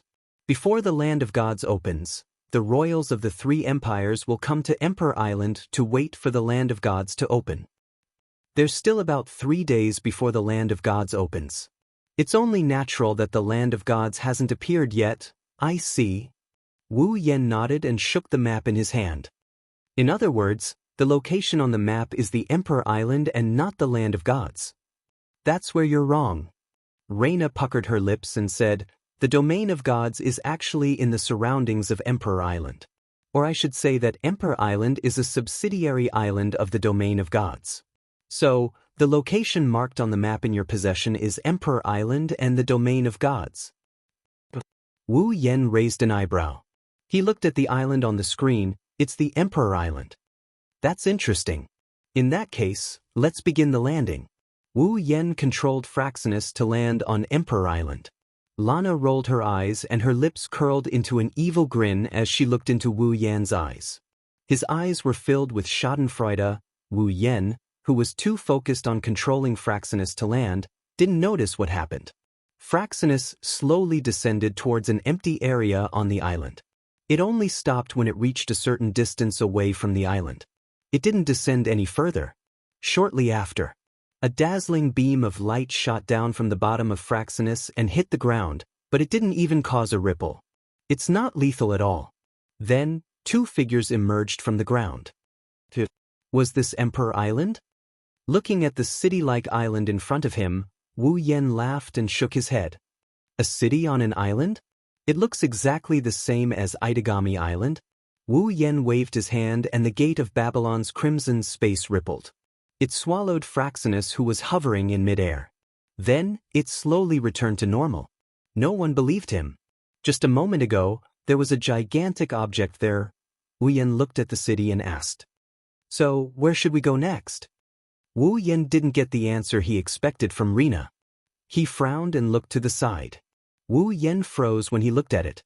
Rina, who was supposed to be standing next to him, is gone. She's nowhere to be seen. That brat. Wu Yan looked around, not sure if he should laugh or cry. Where did she go? Something unexpected happened to Wu Yan. Clap, clap, clap, clap. Wu Yan heard chaotic footsteps coming from the city. When Wu Yan looked up, he saw a group of about 100 knights led by a peak tier 8 fighter. They're charging in front of Wu Yan. Wu Yan couldn't react in time when he saw the knights charging towards him with Do Qi and mana. Wu Yan couldn't react in time. Wu Yan was stunned by the scene before him. What's going on? Wu Yan didn't understand the current situation, so he scanned the knights around him. His gaze landed on the leader of the knights. He opened his mouth to ask something, but the leader beat him to it. And as soon as he spoke, Wu Yan, who was still in a state of confusion, was stunned again.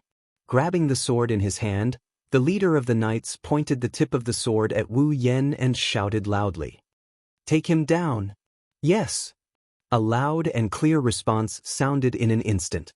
A group of rank 7 warriors with Do Qi surging around their bodies charged out from the group of over 100 knights.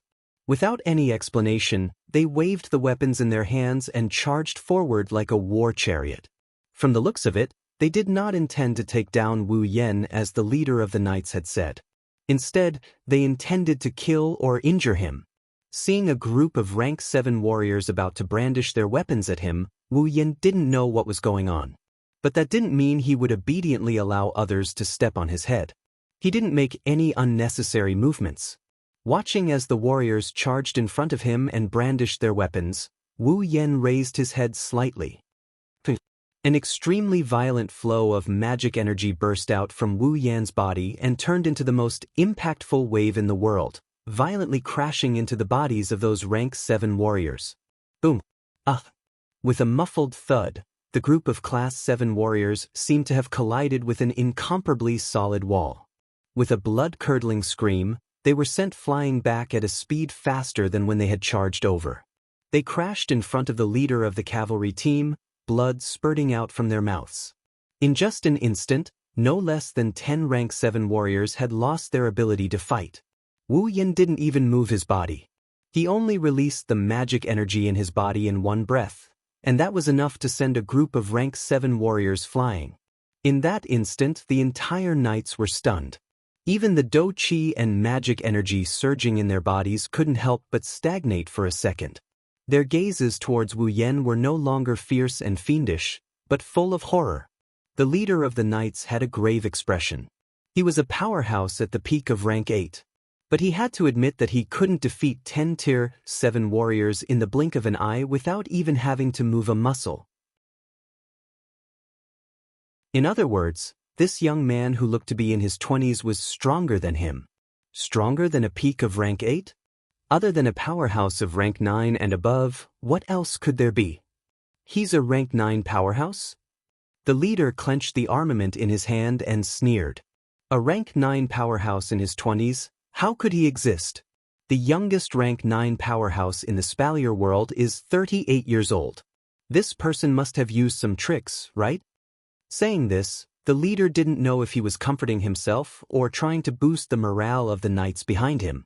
Swinging the sword in his hand, the leader shouted again. All the warriors, charge. Magicians, prepare your magic. Don't hold back anymore. Give it your all. The knights responded loudly. All the warriors gathered their Do Qi and rushed towards Wu Yan. The magicians also used all their magic and threw it at Wu Yan.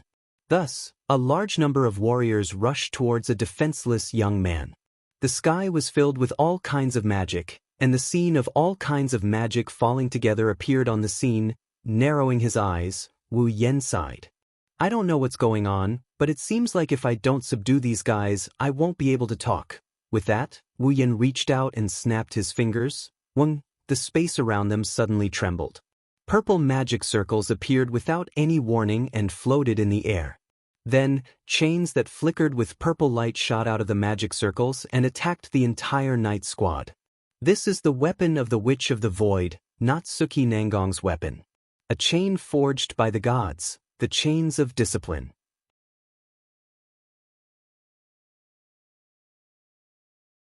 Chapter 1054. With a whistling sound, the entire space at the edge of the Emperor Island was filled with shackles shining with purple light. Ding ding ding ding. Amidst the crisp sounds of chains clanging against each other, all sorts of spells that came crashing down from the skies seemed to have their trajectories designed. They landed on the chains of discipline, but they didn't even stir up a single bit of dust. Instead, they only caused a series of muffled clangs. The charging knights didn't even have time to react before the chains of discipline appeared around every single one of them. In the next moment, amidst the chaotic screams, every single one of the knights was trapped by the chains of discipline and hung in midair. Chains? Damn it! Where did these chains come from? Break free. No! I can't break free. What kind of chains are these? Why are they so hard? I can't even break free with my combat chi. Is this an armament? In midair, the knights who were hung up by the chains of discipline let out a series of angry roars. Their bodies were still burning with combat chi as they tried to break free from the chains on their bodies. Unfortunately, the chains of discipline was a weapon forged by a deity. Although the deities here weren't god-level experts, they were only deities of the blood-devouring frenzy world. Still, it wasn't something a group of level 7 or 8 people could break free from. If one were to use armaments to rank them, the chains of discipline would be a gold armament. Forget about trapping a group of 7th and 8th stage people, even a 9th stage powerhouse would find it hard to break free from the discipline lock if he didn't have the ability to do so. No matter what, the lock of discipline was Natsuki's proudest ability apart from the Guardian and the space control magic. If it was that easy to break free from, she wouldn't be known as the demon assassin. Save them. Seeing that all the knights were hung in the air by the chains of discipline, the face of the leader of the knights changed drastically.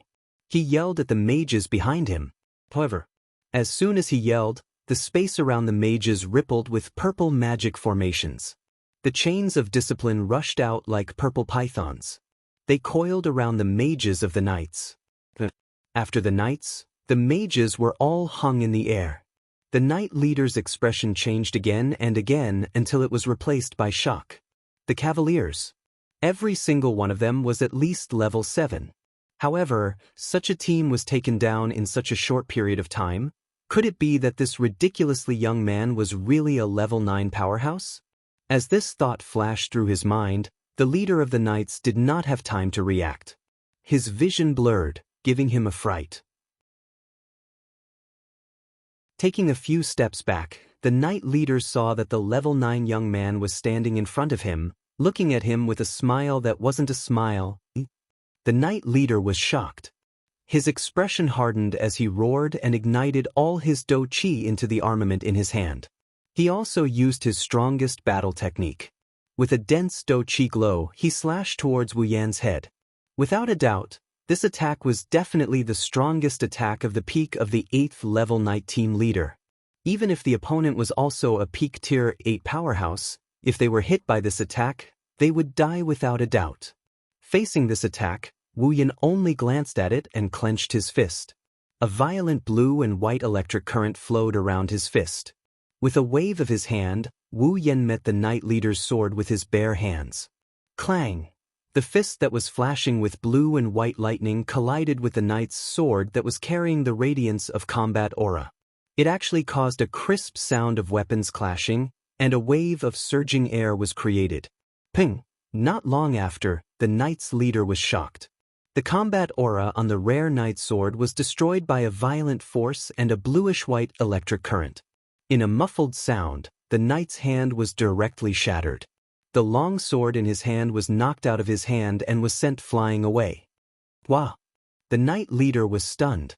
His weapon had actually been sent flying in a single exchange? Before the knight leader could recover from his shock, he felt his breathing stop and his neck tighten. His feet were lifted off the ground and his whole body was lifted up. Choking the knight leader's neck and watching him struggle in pain, Wu Yan's wine-red eyes flashed with killing intent and a dangerous smile appeared on his face. "You were going to kill me just now, right?" "Woo woo woo." With his neck being choked, the knight captain could not even utter a single word. All he could do was to kick his feet off the ground painfully while groaning continuously. Feeling the suffocating feeling coming from his chest, the knight captain's slightly protruding eyes were filled with disbelief. He, a peak level 8 fighter, was lifted up by a young man in his 20s by the neck? The knight leader's heart was filled with disbelief. With his strength in the Spalier world, he was at the level of the patriarchs of the 3 major families. But now, even a young man in his 20s could not only capture a group of knights of grade 7 to 8, but he had also fallen into the hands of the other party. How could the leader of the knights believe that all of this was real? The suffocating feeling was getting stronger and stronger. Not only did the hand around his neck not loosen, it tightened even more.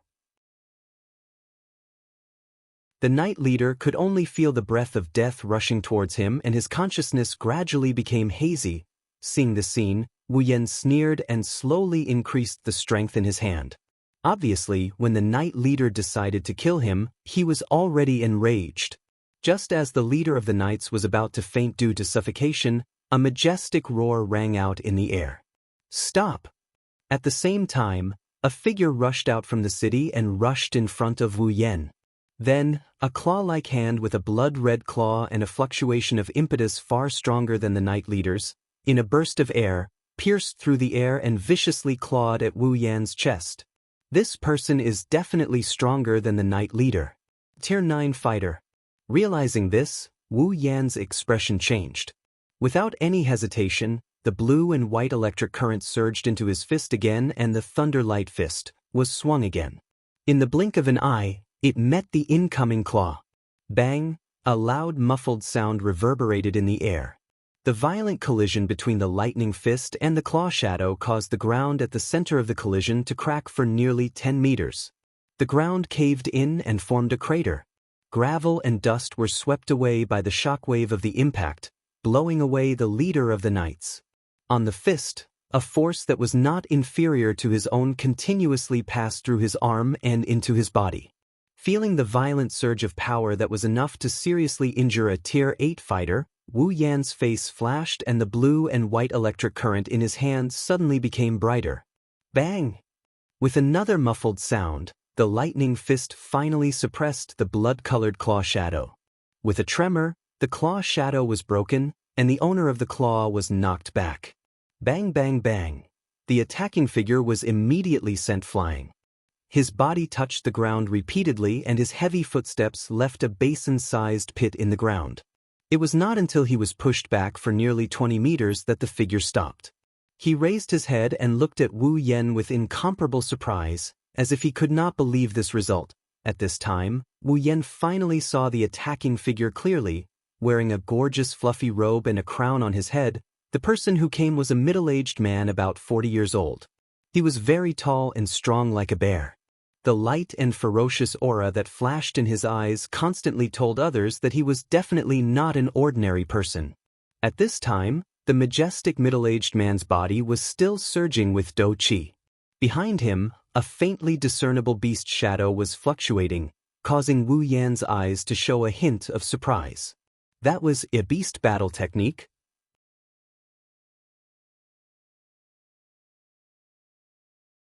Chapter 1055. A Beast Battle Technique. A battle technique unique to the Baruba Empire. Wu Yan didn't know much about beast battle techniques, but that didn't mean he didn't know anything about them. Back in the Spalier World Academy, he saw Prince Jaffer use this battle technique more than once. It was said that this battle technique was created to mimic the fighting style of wild beasts. Only the people of the Baruba Empire knew how to use it. In other words, this majestic middle-aged man with a crown and luxurious fur robes was from the Baruba Empire. Furthermore, from the middle-aged man's attire and his Tier 9 strength, it could be seen that his status was definitely not lower than his strength. Sizing up the middle-aged man standing in front of him, Wu Yan's eyes flashed with the unique light of the system's perception. Data? Baruba, level 84. Wu Yan frowned at the information he got from the system. He lowered his head as if he was thinking about something. Level 84 and his surname is Baruba? He looked at the middle-aged man, Gida. Wu Yan sized him up and his lips curled into a grin. He had a rough idea of who this person was. On the other hand, Gida didn't look at Wu Yan right away. Instead, he looked at the knight captain who was lying on the ground, panting heavily. A deep and powerful thunderous voice came out of his mouth. "Are you all right?" "I'm fine." The knight captain clutched his chest and took a deep breath. He looked at Gida gratefully. "Thank you for saving me, Your Majesty." When he heard the words, Your Majesty, Wu Yan revealed an expression of, as expected. This majestic middle-aged man named Gida was the current emperor of the Baruba Empire. In other words, he was Jaffar's father. Wu Yan's eyes flashed when he thought of this. Even the emperor of the Baruba Empire came to Emperor Island when the domain of divine spirits was about to open. It seems that the domain of divine spirits can create demigods. It shouldn't be an illusory thing. That's right. There were only 5 demigods in all of Silveria, and each of the 3 empires had one. Not to mention, there had never been a case where a demigod protector had no successor. Judging from this situation, Silveria was the only one in the whole of Silveria, apart from the effects of the Land of Gods. It's hard to explain why this is happening. The emperor of the Baruba Empire was here. Then, the emperors of the other 2 empires should also be here, right? This thought had just come to him. Several ear-splitting sounds immediately rang out from the city ahead, reaching everyone's ears. By the time everyone instinctively looked in the direction of the sounds, a few figures had already appeared beside Gida. A smile appeared on Wu Yan's face when he saw the figures beside Gida. Not for any other reason, but because most of the people who came were people he knew. The Emperor of the Ailu Empire, Kate. Princess Sylph of the Ailu Empire. The Prince of the Baruba Empire, Jaffar. The Prince of the Faya Empire, Kat. Apart from the 4 of them, there was another middle-aged man wearing the same luxurious robe and crown as Kate and Gida. Compared to Gida, he looked much more refined. It's obvious that he's the Emperor of the Faya Empire. The information he got from the system confirmed Wu Yan's suspicions. Waya? Faya, level 86. Level 86. That's the highest level among everyone here. Plus, Faya's surname and his attire are similar to the other 2 emperors. Other than the Emperor of Faya Empire, Wu Yan couldn't think of anyone else who could be him. Kate, Waya, Sylph, Jaffar, and Kaya arrived at the scene one after another. When they saw the knights being hung up by the chains, they frowned. However, when they saw the playful smile on Wu Yan's face, their expressions froze and they cried out in shock. "It's you!" This time, it was Guda's turn to be surprised. "You know him?" Hearing this, Carter and Waya looked at each other and laughed bitterly. "Guda, don't tell me you've forgotten? He's Wu Yan." "Wu Yan." Guda flinched before his expression changed.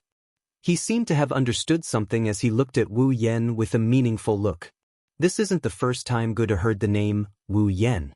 No matter if it was in the past or recently, this name was rather well known and had been mentioned in many meetings of the Board of Governors. Guda has met Wu Yan before. Back when Wu Yan was still in the Spalier World Academy, all 12 members of the council had cast their shadows at the top of the arena tower. Guda was one of them. Because of this, Guda's reaction was a little strange. Guda narrowed his eyes as he looked at Wu Yan from afar. He started mumbling to himself. This Wu Yan was actually able to take my claw attack. Thinking back to when he saw Wu Yan on the arena tower's projection, Guda looked at Wu Yan with a serious gaze. That's to be expected. The first time they met, Guda saw clearly that this kid was only at the peak of the 7th rank. He could easily crush him to death. Although he didn't meet Wu Yan again, there's no way Guda didn't know about Wu Yan's achievements, including the fact that he killed the peak of the 8th rank Marcus and Andrew. Now, they finally met for the second time. The existence he could easily crush back then was able to take his claw attack unscathed. Even though Guda used less than 70% of his strength in that attack, it's not something a peak of the 8th rank can withstand. Guda was even forced to retreat. 9th rank? Guda took a deep breath to suppress the shock in his heart.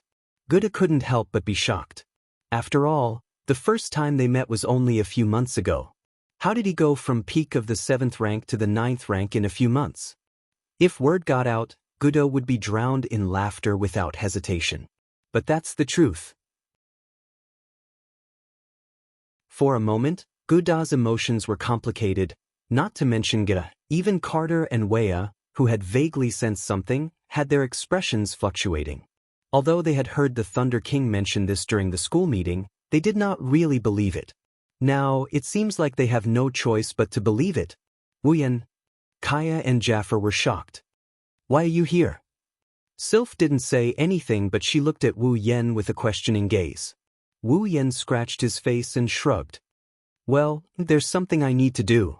As you can see, I was beaten up as soon as I arrived. Kaya and Jaffer were stunned by Wu Yan's words. Carter, who recovered from his shock, laughed bitterly. Let's not talk about why you're here. This Emperor Island belongs to the 3 empires. Only members of the 3 empires' imperial families can come here, and only airships bearing the emblems of the 3 imperial families can land here. You must have driven your special airship here recklessly. That's why you were surrounded and beaten up, isn't it? Wu Yan finally understood why this happened. He didn't know whether to laugh or cry at the same time. I thought airships with the emblems of the 3 empires can't land here? Rena, that little brat, since she didn't tell me something so important, she must be asking for a beating. Rena? The 3 emperors, 2 princes, and 1 princess were stunned. They didn't expect to hear that name here. Big Sister Sylph. At this moment, a sweet voice that gave everyone goosebumps rang in their ears. At the same time, a slender figure dashed out from a corner at a speed invisible to the naked eye and pounced on Sylph. Big Sister Sylph. Big Sister Sylph. Rena hung on Sylph's body like a koala.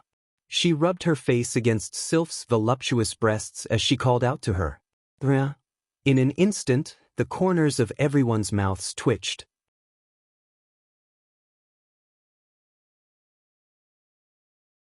Chapter 1056. The atmosphere that was originally a little heavy suddenly dropped to the freezing point.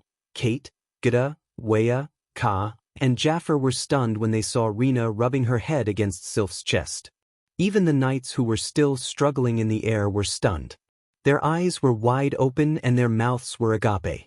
Wu Yan had a hunch that something like this was going to happen. His face turned red and he almost laughed out loud. Like an ice queen, Sylph never showed her emotions on her face. Her beautiful eyebrows twitched as she looked at Wu Yan. Sylph clenched her fist slightly before loosening it again. Her face was expressionless as she spoke. Rena, get down. No, no, no. This time, Lana didn't just rub her head against Sylph's chest like a spoiled child. Instead, she wiggled her body like a koala and blushed as she clung onto Sylph's body. It's been a long time since I last saw you, Big Sister Sylph.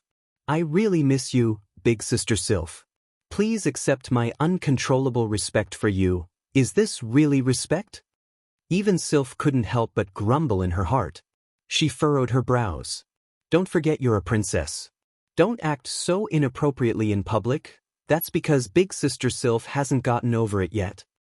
Rena didn't mince her words. Why should Big Sister Sylph care about what those stinky men think? Kate, Guda, Devia, Kaya, Jaffer, and the others couldn't keep their cool, let alone Sylph. This was especially true for Devia and Kaya. Their faces were filled with awkwardness. They were embarrassed to have such a beautiful daughter or sister, and they couldn't take Lana's vicious words. After all, they're men after all. That's enough. Rena. Ka saw that Rena was about to continue. In order to avoid making an even bigger joke, Kaya, the elder brother, hurriedly stepped forward. Release Princess Sylph. Shut up. Before Kaya could finish, he was interrupted by Rena's fierce words. Don't think you can order me around just because you're my brother. Anyone who gets in the way of me and Big Sister Sylph will be my greatest enemy. Kaya's face froze. Even his body froze. He was unable to take even half a step forward. Seeing this, Wei couldn't stand it anymore. He furrowed his brows. Rina, there should be a limit to your nonsense. When he said this, Wei's expression was still very oppressive. It was a pity. Rina wasn't afraid at all. In fact, she was very aggressive.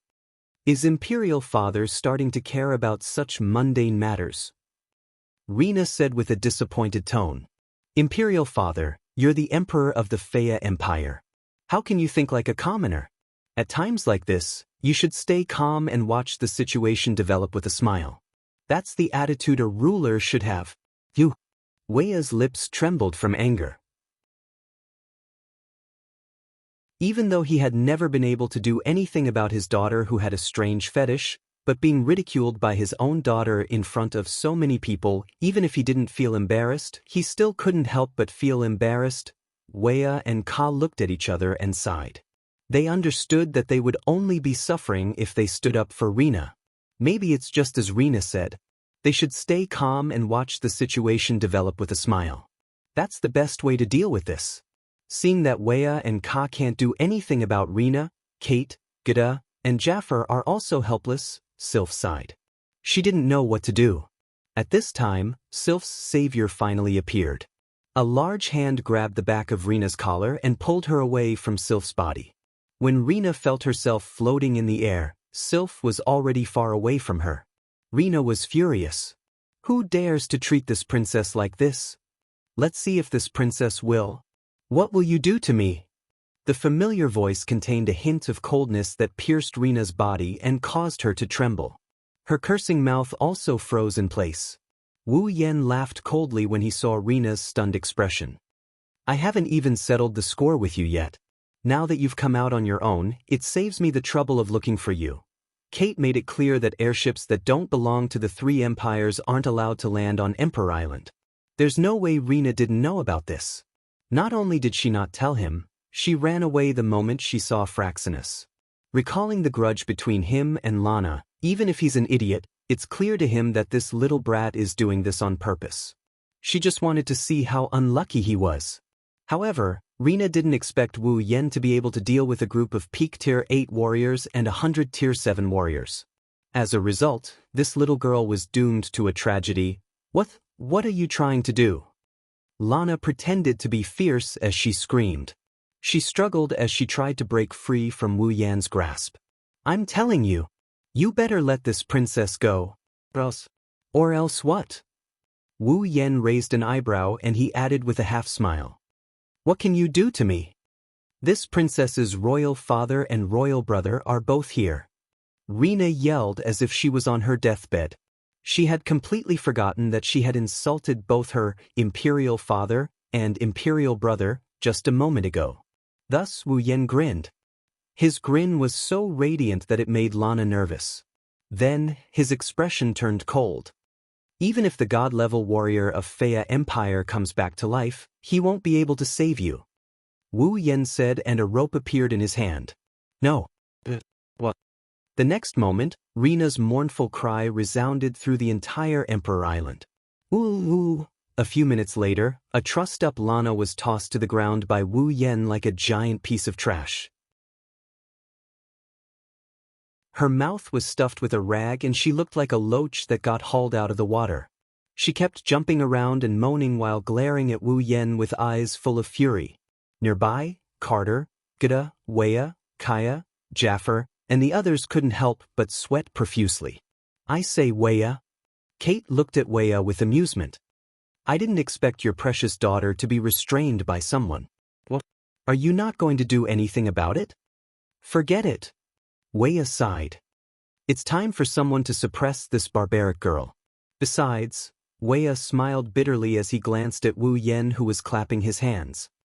If it's this little fellow, even if you want me to find trouble with him, I'll have to consider it carefully. The current him is no longer the little student who talked to us at the top of the arena tower. You're right. Gida sighed as well. He sorted out his complicated emotions and turned to Wu Yan. Kid, since it's all a misunderstanding, you should put down the Knight Squad first. Wu Yan glanced at the knights hanging in the air with the discipline lock and chuckled. Although it is indeed a misunderstanding, it is also because they did not clarify the situation before directly attacking. If the person who came today was not me, I'm afraid that under their merciless attacks, the person who came would have at least been seriously injured, right? Kate and the others were stunned speechless. Wu Yen pursed his lips and crossed his arms in front of his chest. Let's leave them hanging for a day and let them reflect on their actions. Carter was in a difficult position. Attacking without asking clearly is the recklessness of the Night Squad. They should be punished. However, they were trying to protect the Emperor Island. It's understandable. Little guy, for my sake, let them go this time, oh? Wu Yen looked at Kate in surprise and shook his head helplessly. All right, only then did Kate smile. Then, come in with us first. Wu Yen wanted to nod, but the knight captain who had been silent all this while spoke up. Your Majesty, Kate. This is inappropriate.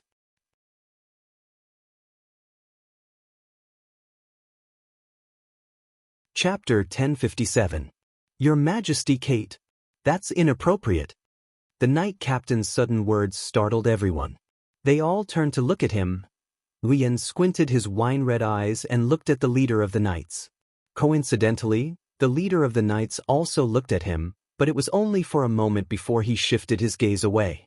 Wu Yen met the knight leader's gaze for a split second, but Wu Yen could see the look in the knight leader's eyes. Jealousy, resentment, viciousness. With a playful smile, Wu Yen looked at the knight leader with a cold glint in his eyes.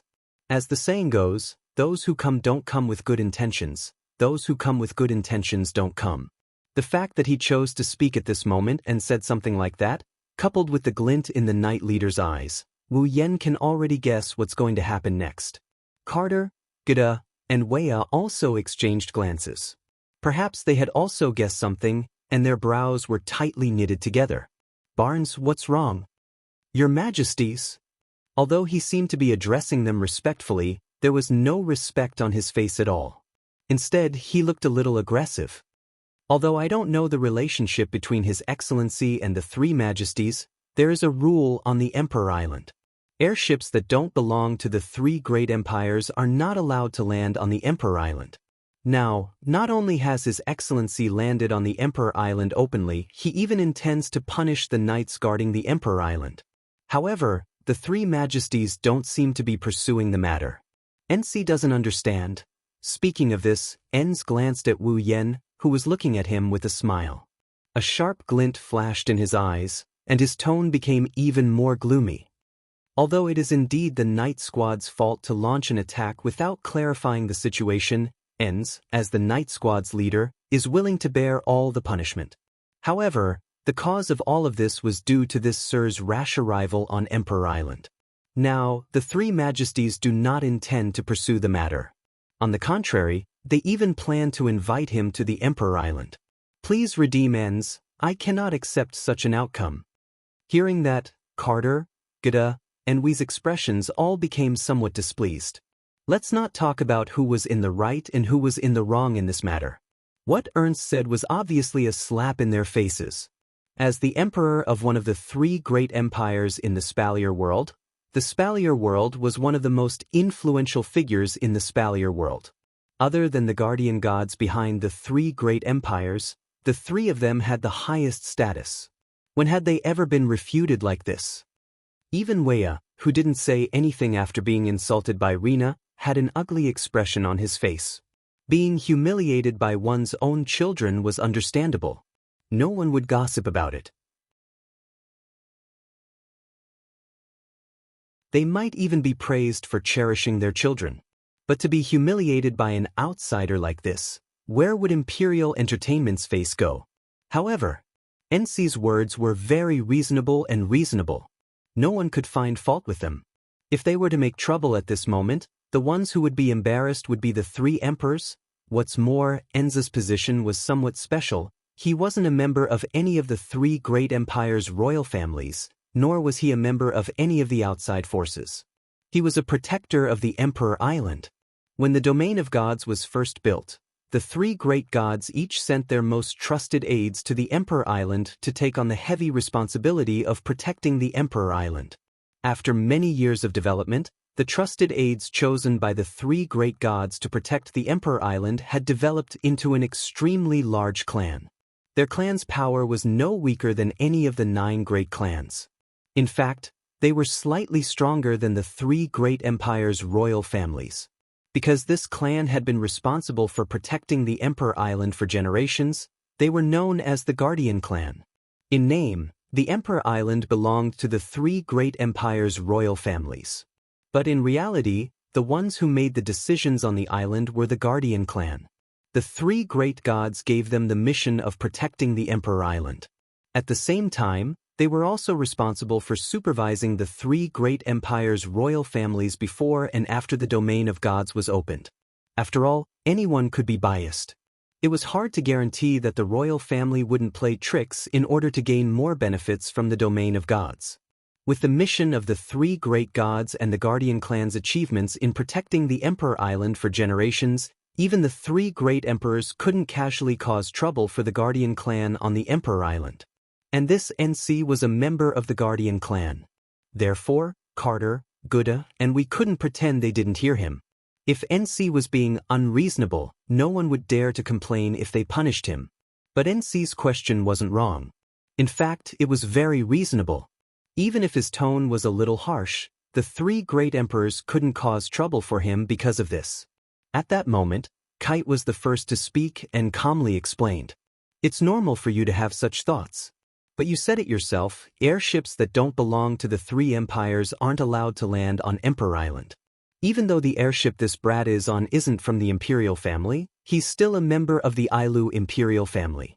He should have the right to land on Emperor Island, right? A member of the Ailu Imperial family? NC was taken aback for a moment before asking. Your Majesty Carter, please forgive this humble one's offense. As far as I know, there's no such person in the current generation of the Ailu Imperial family. Kate's expression became even more displeased. She opened her mouth and was about to say something when Sylph suddenly raised her head and spoke. What's the matter? He's my fiancé. NC was stunned. Seeing this, Kite also smiled. Sylph got engaged to this little guy not long ago. That's why he's Sylph's fiancé. As the fiancé of the Ailu Imperial Princess, he's also a member of the Ailu Imperial family. Are you going to deny this, NC? NC's expression turned sluggish and he reflexively looked at Wu Yan. Wu Yan's half-smiling expression as if he's looking at a clown fell into NC's line of sight. NC's brows furrowed in anger. Since he's Princess Sylph's fiancé, he's indeed a member of the Ailu Imperial family. He has the right to land on the Emperor Island. NC changed the topic. However, there's no rule on the Emperor Island that allows the fiancé of the Imperial Princess to enter the city. So, I'll have to ask you to leave the Emperor Island. There suddenly froze. Carter, Gouda, and Weia's expressions turned ugly. Ka and Jaffar's expressions were also unfriendly. Even Sylph's brows were furrowed. They just invited Wu Yan to the Emperor Island, but now someone wants to kick him out. It's no wonder they're acting like this. However, there's nothing they can say. Apart from the Guardian Clan, the only people who can enter the Emperor Island are those from the 3 imperial families who are about to enter the domain of gods. In other words, once Wu Yan enters the Emperor Island, he'll be granted the right to enter the domain of gods. If the fiancé of an empire's princess can enter the domain of gods to obtain fortuitous encounters, then the domain of gods will fall into chaos. It's not that hard to imagine. Which of the 3 imperial families doesn't want their imperial family to grow stronger? Therefore, if there was a precedent that the fiancé of an empire's princess could enter the land of God, then the 3 great empires would be able to take advantage of the loophole and gain some benefits. After all, there were more than 1 or 2 princesses in the imperial family. The 3 great imperial families could get them all engaged and then let their fiancés enter the land of God to gain the opportunity to transform and increase the strength of the imperial family. Well, this was not a big deal.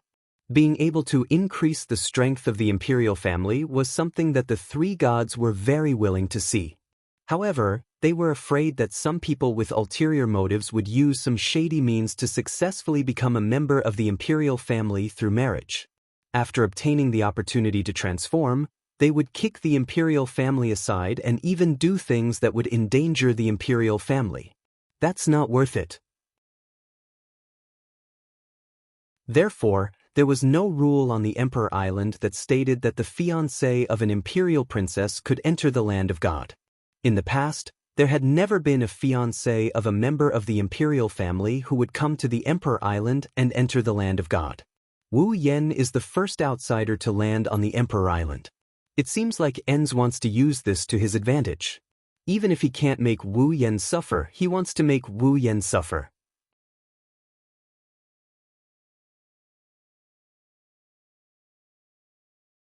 Chapter 1058. Kate, Gada, Weya, Ka, Jaffer, Sylph, and the others were speechless. Ench glanced at the expressionless Wu Yan with a pleased expression. Ensi was a member of the Guardian clan. The Guardian clan was chosen by the gods who had created the three great empires to be the guardians of the land of gods. They were responsible for protecting the entire land of gods and the Emperor Island. Apart from that, the three gods also gave the Guardian clan the right to supervise the royal families of the three empires before and after the opening of the divine lands. It sounded very powerful, but in fact, only the people of the Guardian clan knew that their clan was only a dispensable existence. As the guardians of the place of gods selected by the gods, the Guardian clan could be considered as the pavilion closest to the water enjoys the moonlight first. They also possessed the qualifications to enter the place of gods. This was also the reason why a clan that had been stuck on an isolated island overseas could develop to a level comparable to the 9 great clans of the Spalier world and even the 3 royal families. The Guardian clan was different from the 3 great imperial clans. As long as one had the blood of the 3 great imperial clans flowing in their veins and possessed a strength of the 6th level, they would be able to enter the place of gods. The Guardian clan had a limited number of people who could enter the place of gods. However, it also allowed the Guardian clan to develop to the point where it could stand shoulder to shoulder with the top 12 forces of the Spalier world. From this, it could be seen how precious the land of gods was.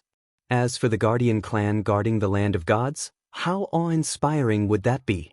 However, no matter how powerful and awe-inspiring the Guardian clan was, they would not be taken seriously by the 3 great empires and the 9 great clans.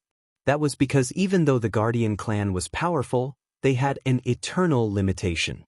Every member of the Guardian clan could not leave the Emperor Island for the rest of their lives.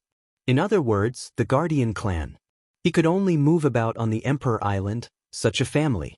Even if they were as powerful as the 3 royal families and the 9 great clans, how could they be targeted by others?